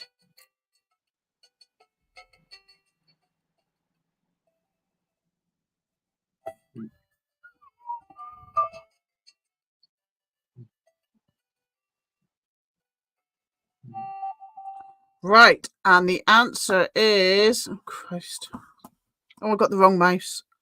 What professional? The answer is hungry ghosts. So who was the first one with that? Diego, by the looks of it. Well done, Diego. Yeah. Well done, Diego. Liv, I got a bit of learning for this one for you. Oh, I'll listen to the learning. Why, where are you going? I'm a bit tired. I might have to retire because it's 2 hours ahead here. Yeah. Well, not early, but I'll probably get up about 9 or something. But you lazy git! I'm bloody tired. I've been travelling all day. We're going to have a bloody argument, aren't we? I hope not. Don't be so bloody lazy. You've had enough Turkish coffee to keep you up for 3 months. Not today. Right. The Hungry Ghost Festival is one of the several traditional festivals in China to worship ancestors. It's celebrated on the 15th day of the 7th lunar month. This falls in July or August in our Western calendar. It is thought that the ghosts of Chinese ancestors are let out of hell on the first day of the month. It has been the scariest month of the year for thousands of years. They roam around looking for peculiar entertainment, and many fearful Chinese try to avoid swimming or being alone at night, lest an enemy ghost comes after them.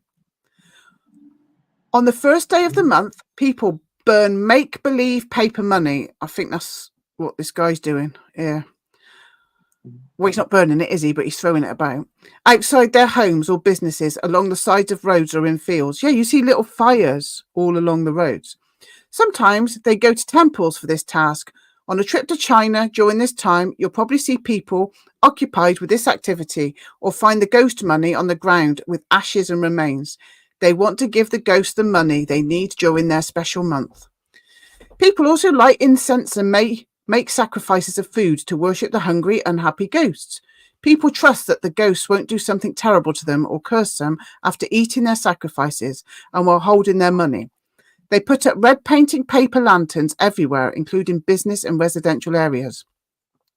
There are street ceremonies, market ceremonies, and temple ceremonies.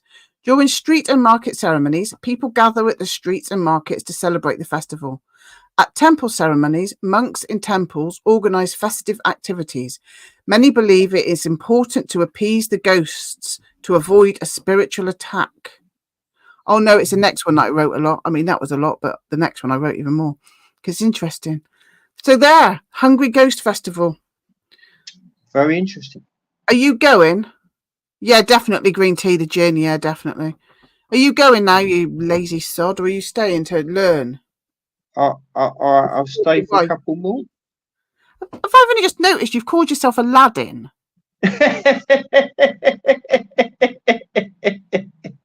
Well, it's to give yourself a name, so I thought. I'll give you a bloody name in a minute. Yeah. Bloody Aladdin. Right. Number 12. I wrote a lot about this one. What is floating gold? Is it whale poo, Norwegian seaweed, Cornish sea salt? Oh. Sea salt, seaweed, poo.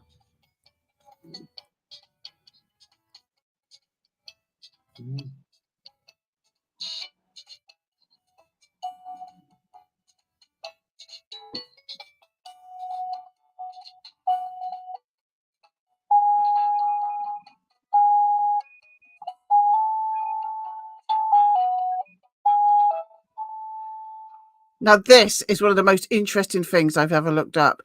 The answer is whale poo. Oh, Christ. I think Mari got this one right, or she was just swearing at me, one or the other. Mari put poo. I'm going to take that as your answer. This is so interesting. I couldn't believe it. Okay. Whale poo, otherwise known as ambergris. I wrote loads about this. Oh, it sounds like I'm going to be invaded by Connor again in a minute. Ambergris is believed to be formed when sperm whales eat large quantities of squid, which have hard, sharp beaks that can cause irritation to the whale's digestive tract. To protect its intestines, the whale produces a waxy substance that surrounds the beaks, allowing them to pass through the digestive system without causing harm. This substance is then expelled from the whale's body, often in the form of a large solid mass. Per gram, ambergris can cost more than silver, 30 times more.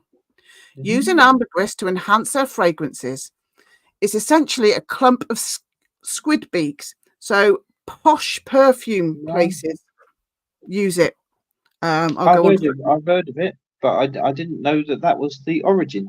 Fascinating. Yeah. Who'd have thought it?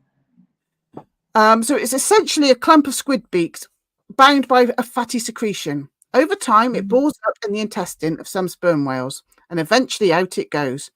Perfumers covet it as it contains a unique chemical that works as a fixative, which means it makes other smells in perfume last longer. It apparently also smells really good. Perfume designers use strong scents like this as the base note for their fragrances. Roga, R-O-G-A, is a perfume company, makes several expensive perfumes with base notes of ambergris. Perfumes in this collection can sell for around $500 a bottle and are described as a passionate love letter in fragrant form. And while ambergris has all the markings for a great perfume, what really drives up the price tag is simply how rare it is.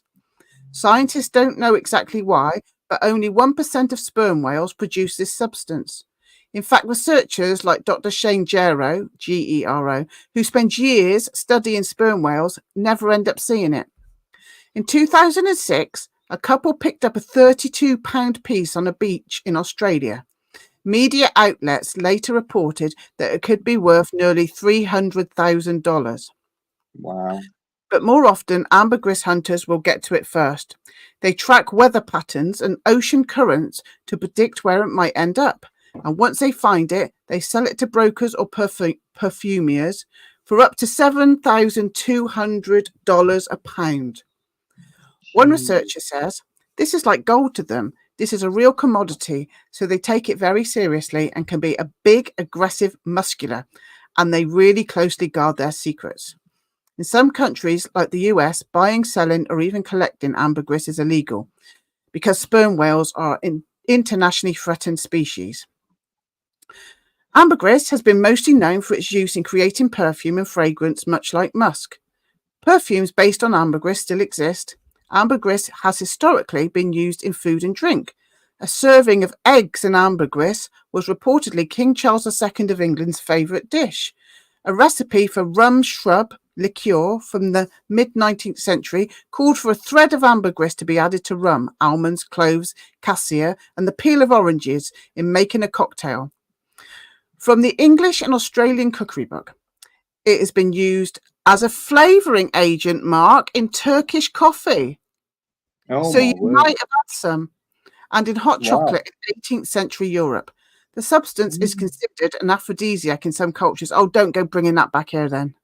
Bloody hell. Ancient Egyptians burned ambergris as incense, while in modern Egypt, ambergris is used for scenting cigarettes.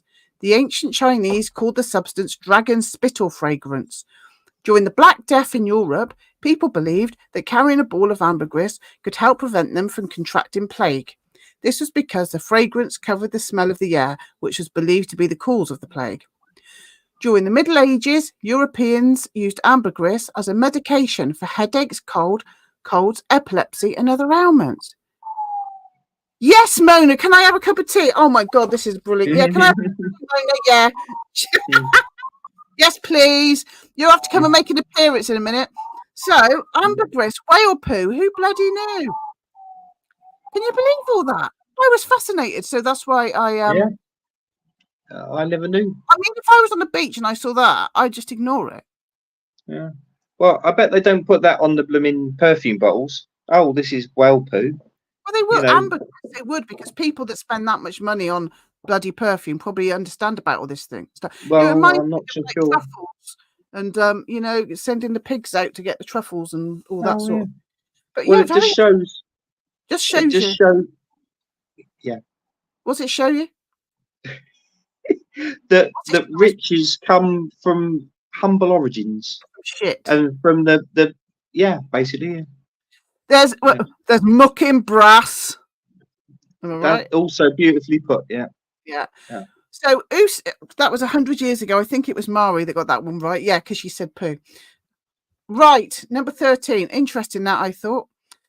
Yeah. In 1948, an official government studies goal was to collect, evaluate, and distribute all information relating to UFO sightings.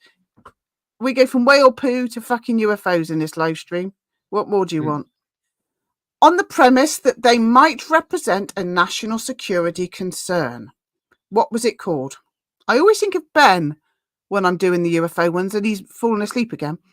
Was it Project Sign, Project Artichoke, Project Blue Book? 1948. Oh, God. A study to evaluate UFOs. Project Sign, Project Artichoke, Project Blue Book.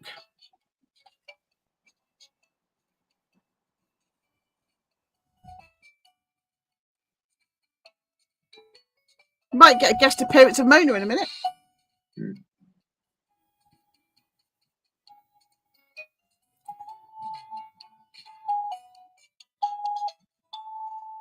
There we go. And Cosmic got it right. He's also a UFOologist. A ufologist. A ufologist. A what? I was bringing it in. I know, but I thought she was listening.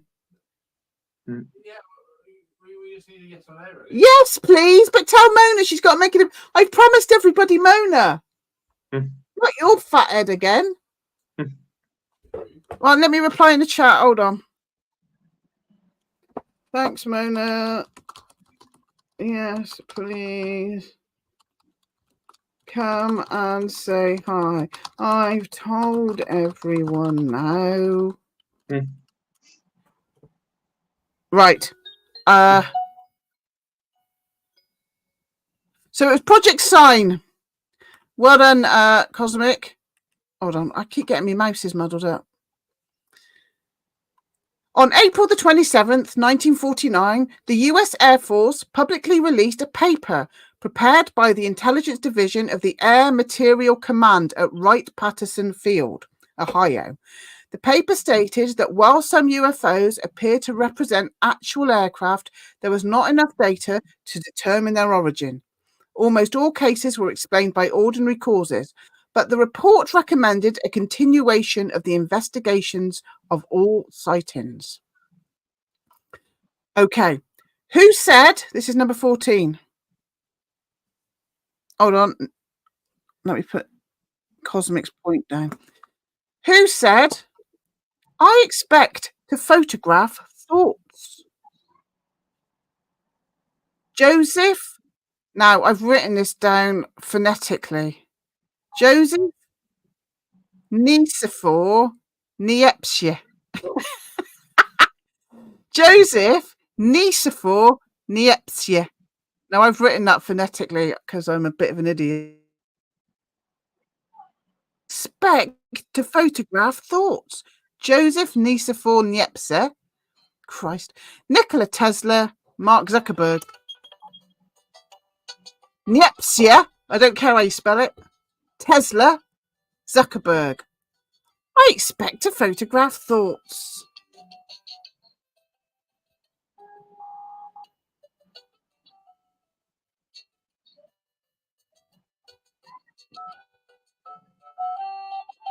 Right. Oh, Christ, the wrong mouse. It's so confusing. Yep. Yeah. Right. So the answer was Tesla. And this picture, Tesla's thought camera, newspaper representation, 1933. Anyway, Rick says suck. I'm confused. I think you clicked in the wrong tab there, Rick. So who's? I think Mari. Did Mari say Tesla first? I think she did. Is it Mari? There we go. Green says, I don't think Zuck wants to see my thoughts. Mari, you got that one right first, I think, love. So have we got a bit of learning about this one? This is from an article from quite a good website called RacingNellyBly.com, and it's about the interview with Tesla and the Kansas City Journal Post. but this is a bit of a trick question, and you'll find out why in a minute. The answer is Tesla, but it's a bit of a trick question. So this was an art. So on September the 10th, 1933, Carol Bird interviewed Nikola Tesla, then 78 years old, about several of his projects. I can hear Mona. Hold on. Mona! Come and say hello. Come on, get in here. Right, I'm just going to make us big a minute. Get in here. Right, I'm going to make us big. Come and say hello. Everybody said hi, Mona. Hi, Mona.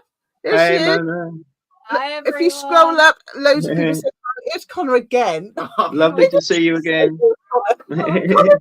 Bloody excuse. Hi, everybody. Hi, everybody. Thanks for tuning in. Hey, Mona. I will leave you now. Right. Where's my cup of tea then? Oh, it's just brilliant. Connor, you don't have to stop. Connor's still here. Look at him. Right. It's going well. Everybody saying hi. Hi, everybody. Right, goodbye. I had a few glasses of the old. Go away. Right. Little bit. Bugger off. Oh, my God. Right, so Carol Bird interviewed Nikola Tesla when he was 78 about several of his projects, including his revolutionary power project and the completion of his process for photographing thoughts. I expect to photograph thoughts, announced Mr. Tesla calmly, in the same tone of voice that a person occupied with some trivial things in the scheme of life might announce that it was going to rain.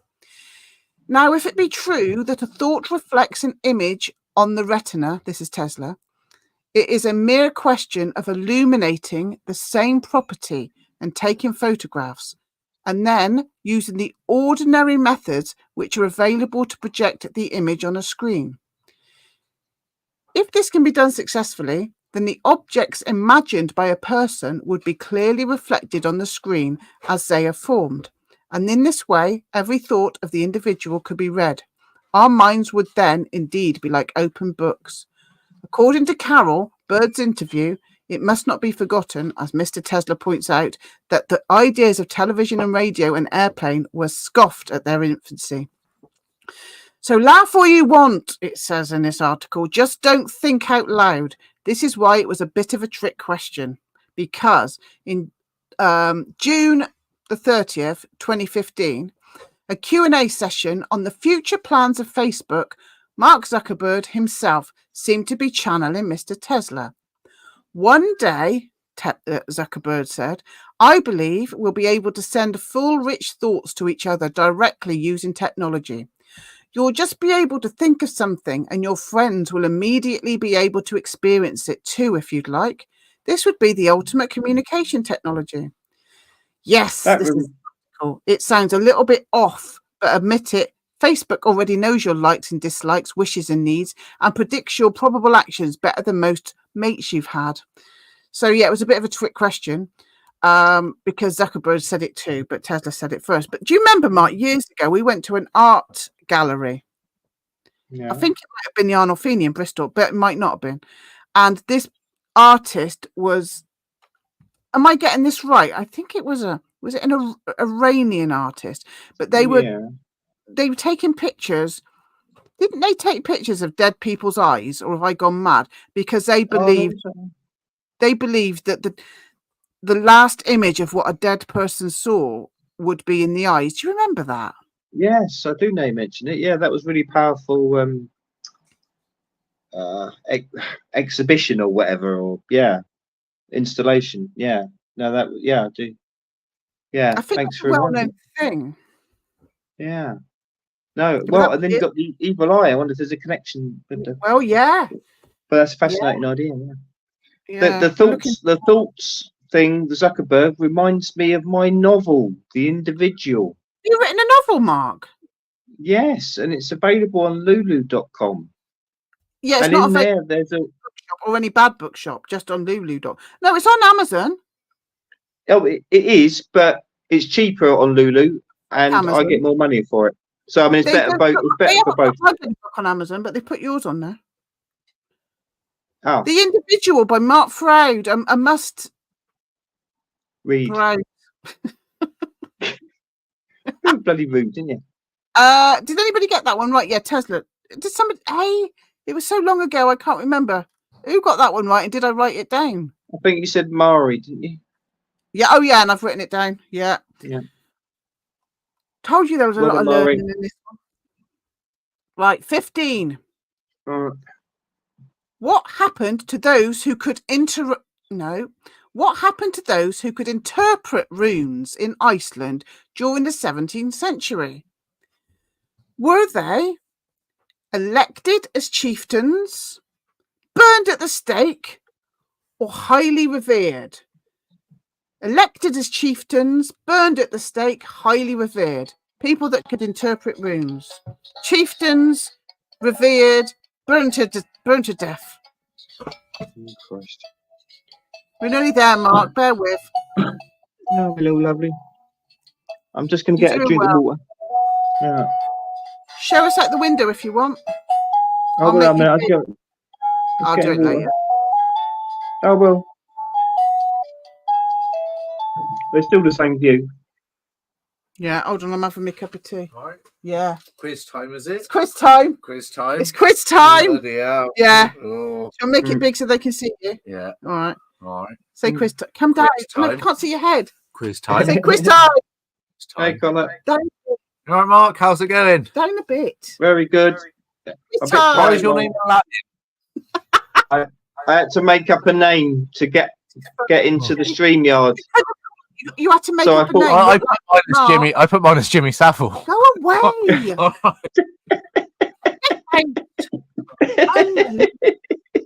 clap for him, Mark. Go away. He's had a wine. He's had a glass of wine. Piss off. What have you done? That's been up there for months. My picture and my Stranger Things like he's had a glass of wine and knocking the bloody shit out. Colin, you completely ruined it now. Carry on. What, as if nothing's happening? Bloody hell.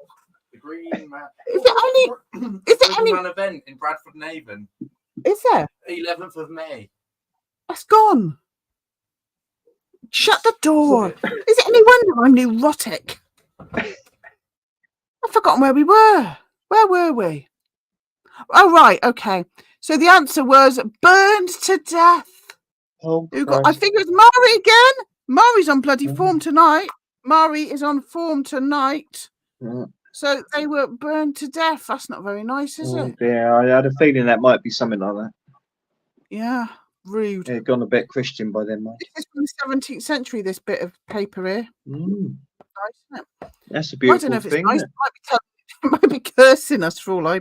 Anyway, moving on. So in the 17th century, knowledge of various kinds was respected in Iceland. Some sought forbidden knowledge in sorcery and paid the price. The Icelanders had their own literature in their native language in the Middle Ages. In the 17th century, they started once again to write about Icelandic history and nature in both Icelandic and Latin. Connor, piss off! Witchcraft and the fear of it came to Iceland from Europe. It appears to have been a more intellectual pursuit in Iceland than elsewhere, and most of those who practiced witchcraft in Iceland were men who read secret books and made magical inscriptions to harm their enemies. In the 17th century, 24 people were burned at the stake for sorcery, 23 men and 1 woman. You don't hear about men being burned at the stake very often, do you? No, I don't know. I suppose maybe in their culture at that time, it was more men that were into the runic readings or something. But yeah, you wouldn't. But no, that is a change. Oh God, I'm not asking him about wine. I'm not getting him back in here again, Mari. He's gone now. I think we're safer. Bloody knocking my bloody house to pieces. Right, number 6. Can I just say a little aside that I just remembered? I know it's from about 25 questions ago. What? When they were talking about 1984. But in the museum, like the big museum in Llanfairpwll, when they got all this amazing stuff. But anyway, little shop, bookshop, and they got all these books about Turkey, ancient sites, what you would expect. And then down on the bottom shelf was a copy of 1984 by George Orwell. Oh. And it was like, well, that's and interesting. And next to that, there was your book. You what, my lovely? Nothing. Right, can I get on with my bloody quiz now? Yeah. Bloody hell. Right, this is a long question. This is a really boring one, I think. One of the most prominent members of PNAC, the Project for the New American Century, in academia is Robert Kagan, author of Paradise and Power. I can actually get a picture of him up now. Horrible fat man. He has devoted considerable energy to arguing against the idea that the PNAC prescriptions amount to imperialism. During a debate held at the American Enterprise Institute in July 2003, to what did Kagan compare the United States? Did he say the United States was like the United Nations, the police, or the mob? This numpty. Did he say the United States was like the UN, the police, the mob? He is vile, Mari. Look at him. Oh, I don't want to look at him. Bloody hell, Johnny, you and your buffering. Oh, Mona's here. Mona's here. Oh, and she got the right answer. The answer was the mob. He said America was like the mob. You did get it right, my love, but you didn't get it right first. Who got it right first? Mari did, closely followed by Cosmic. Mari is on fire today. She's had a few weeks of being on, because she used to win it every single week, and then she sort of like backed off a little bit. She went on a slow burner, but she's coming back in. There's some kind of like horse racing analogy that I could put in there, but I don't understand horse racing. So insert your own horse racing analogy here. Anyway, moving on. It was the mob, and he's an ugly fat man, so the sooner we get away from him, the better. So he said that the genius of American power is expressed, oh Christ, in the movie The Godfather 2, where, like Hyman Roth, the United States has always made money for its partners. Yeah, and we know who his partners are, don't we? What? Anyway, moving on without being... I'll shut up. 17. In Ray Bradbury's The Martian Chronicles... I could get another picture. Get away from that fat pig. Isn't that a good picture? In Ray Bradbury's, I want to read this book. Have we got this, Mark? Have we got this? Yeah, I've read it. Yeah, we got it. Yeah, somewhere. Ray Bradbury's The Martian Chronicles. Where did the children in the last chapter have to look to see the Martians? In the water, on top of a hill, in the fire, on the edge of a forest. Where did the children have to look to see the Martians? In the water, on top of a hill, in the fire, on the edge of a forest. I can't remember this. I want to read this book. It's quite interesting. It's all it's various bits. Like it's not like one whole novel sort of thing. A lot of it's quite.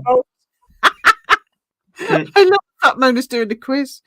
The answer is water. I think DJ said water first. Back to water, eh? Back to water. It's all about the water. DJ's catching up with Mari. Oh, bloody hell. It's all going to kick off. I think it's hilarious that Mona's joining in, by the way. So, in the water. So, interestingly, this book was produced with a slightly different contents in the UK in 1951 and was called The Silver Locusts. No. Did you know that, Mark? No, I don't think so. No, I don't know that. Don't think so. 18. We're nearly there. We're nearly there, everybody. You're doing well. If you stuck with us from the beginning, you're doing bloody well. What natural wonder does the Bridge Bifrost represent? the bridge Bifrost? Is it the field, the rainbow, the forest? Bridge Bifrost. Is it the field, the rainbow, the forest?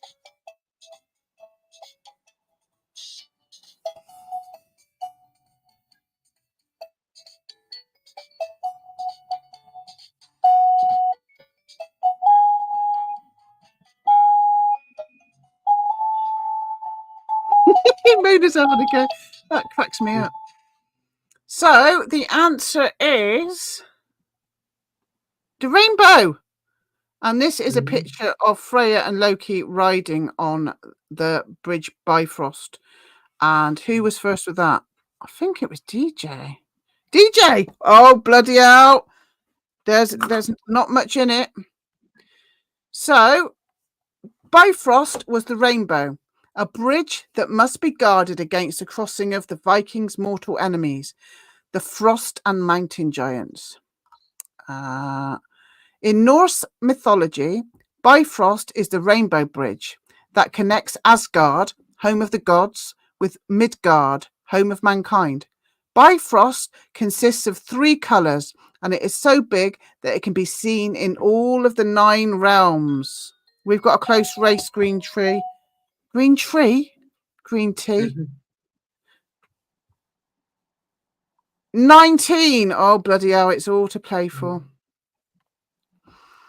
Which of the following is said to have jinn, fairy, elf-like qualities in Turkic folklore? Ooh. Al-Ana, Aziza, Persis. Turkish jinn. Al-Ana, Aziza, Persis. No, I don't remember hearing this upon the tour. Oh no, well you'll get learning from me, Mark. Oh, you don't have to go halfway around the world to get learning, Mark. Just come in the back room. Oh, I know that, lovely. Oh, yeah. Get in the back room here. Mm.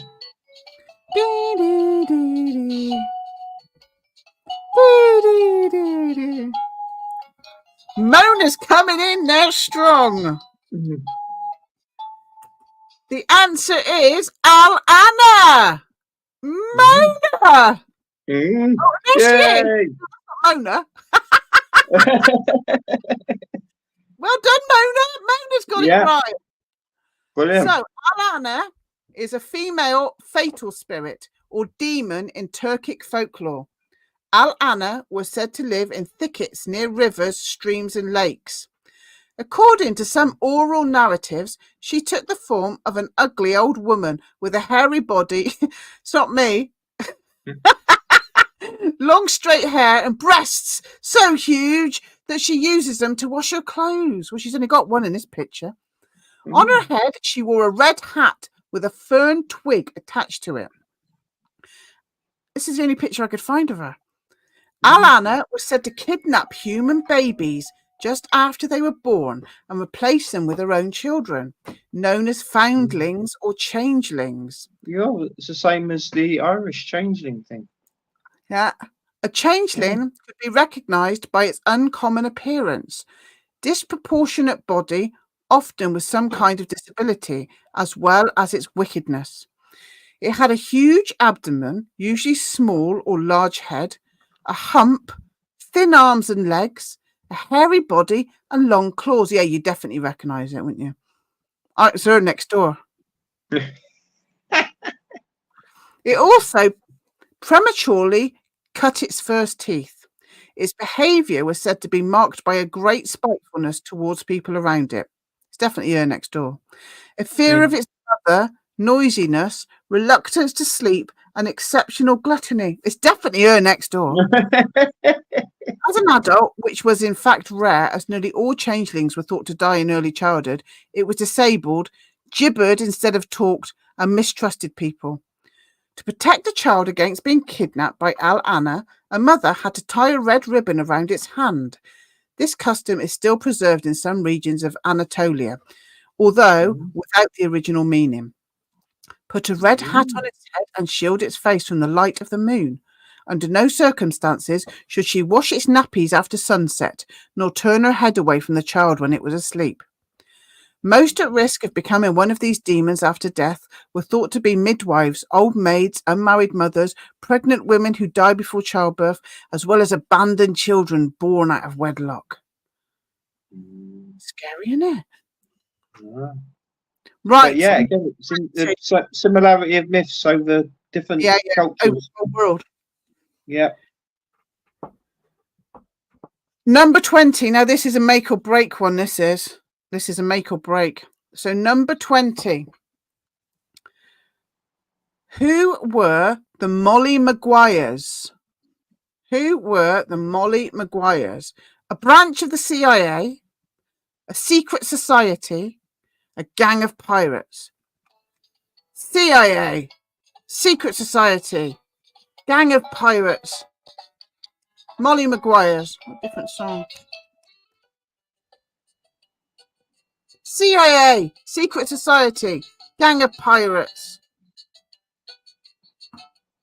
Mona's coming in strong. They're watching Pirates of the Caribbean tonight. Caleb wore the hat, Mark. Caleb had the pirate hat on. It's only a matter of time. Right. I might just...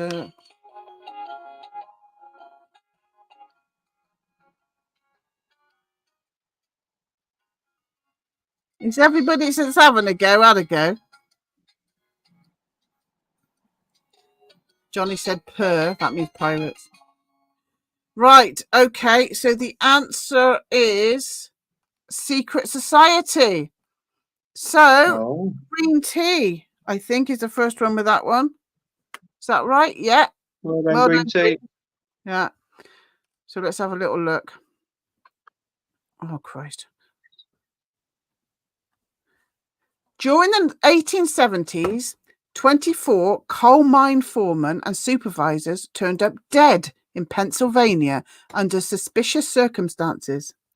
The alleged killers, the Molly Maguires, a secret society with roots in Ireland.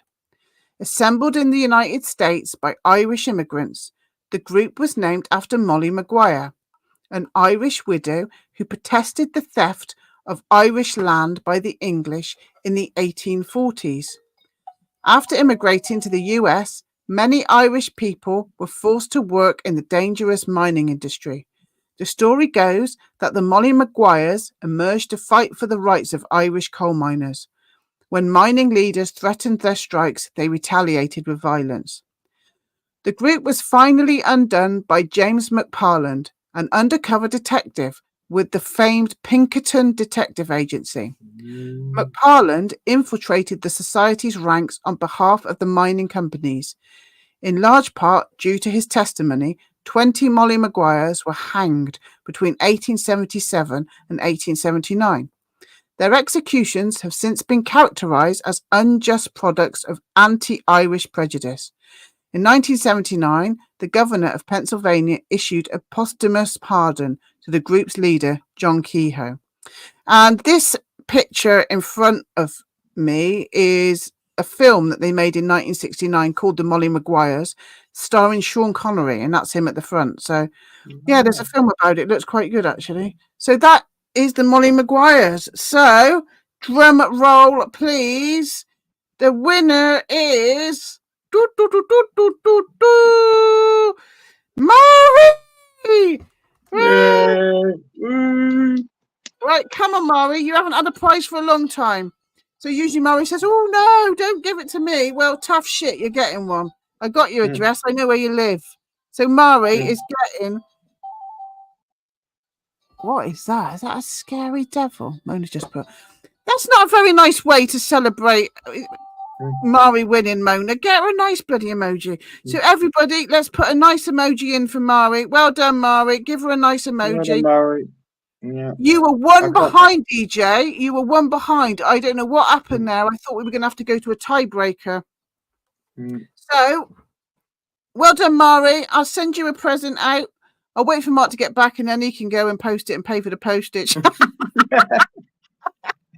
But yeah, well done, Maury. That was brilliant. And thanks for everything, Mark. Let's get Mark back up here. Hold on. There he is. Here he is. Give us another quick look out the window, Mark. Can you see the mosque lit up on the? Hold on, I'll get you big. Horizon? Oh no! Oh Christ! Oh, I've got the Molly Maguires. Oh Christ! I want you. If I remove.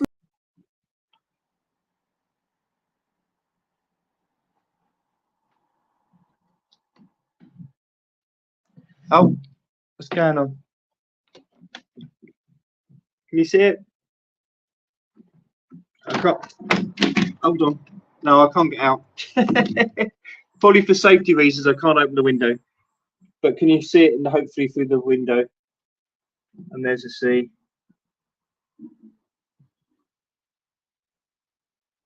And that's the big old smelly road. And there's big old smelly me. It's a bloody nice hotel room. This I like it. Put myself in. Not as nice. That's not as nice as that one you did have, Mark. That was made of all really old-fashioned stone.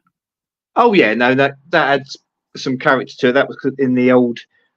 It was like the old city of Medina. That was so. That amazing. Was.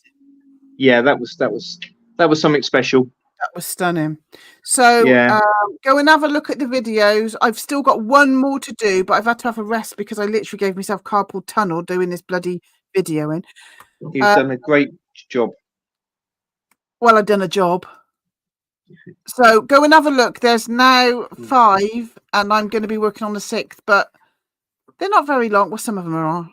But yeah, it starts literally off for Mark, blurry-eyed at the bus stop, and his journey to Istanbul. And it's really. So when I get.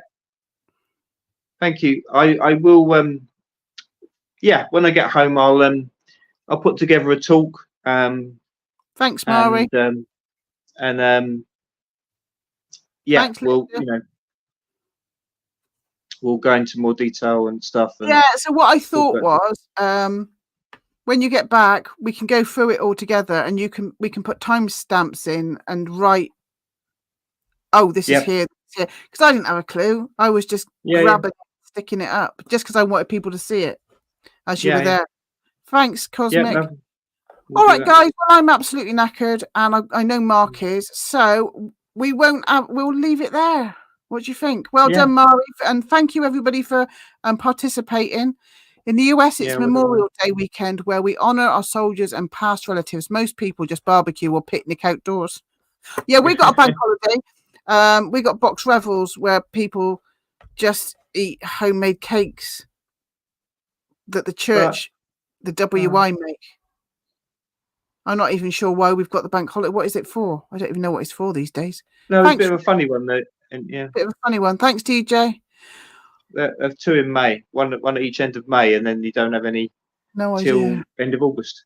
No idea. Yeah. Right, we will go. So thank you to everybody. Johnny, Mari, Linda, thank you, DJ, Green Tea, Rick, Israel, Hugh, JJ, Ben, who's probably sleeping now.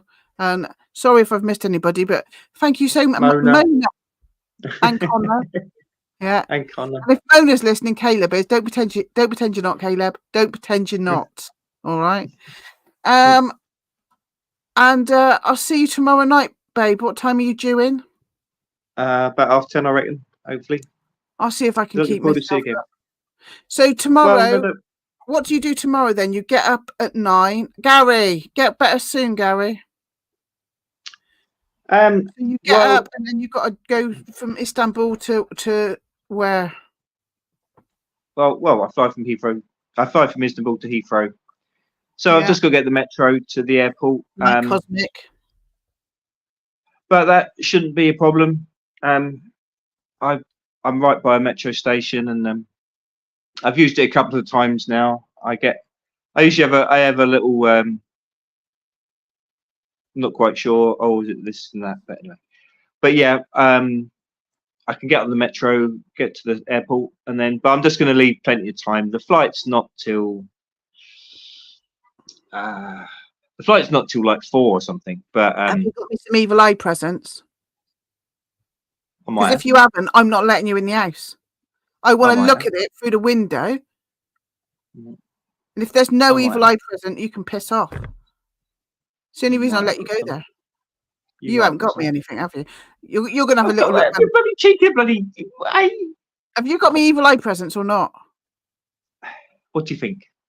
Yeah, good boy. So, you know, I was talking about the evil eye last week, and I said I was going to be putting some stuff up on Etsy. Oh, I'm going to. Brilliant. I've already started. Ooh. I'm going to be doing stones. Painting them on stones. In centuries to come, people will unearth them and say, "What were they? What were they? What were the ritual? What were the ritual? What were the rituals?" But yeah, like I say, I am literally selling myself. No, that sounds terrible. Yeah, I got 50p the other night. No, anyway, what? Fucking hell. My kids are listening to this. On Etsy, and I say, what makes my evil eyes different to other people's? And I say, because I actually do put intention into mine, and they're not mass produced.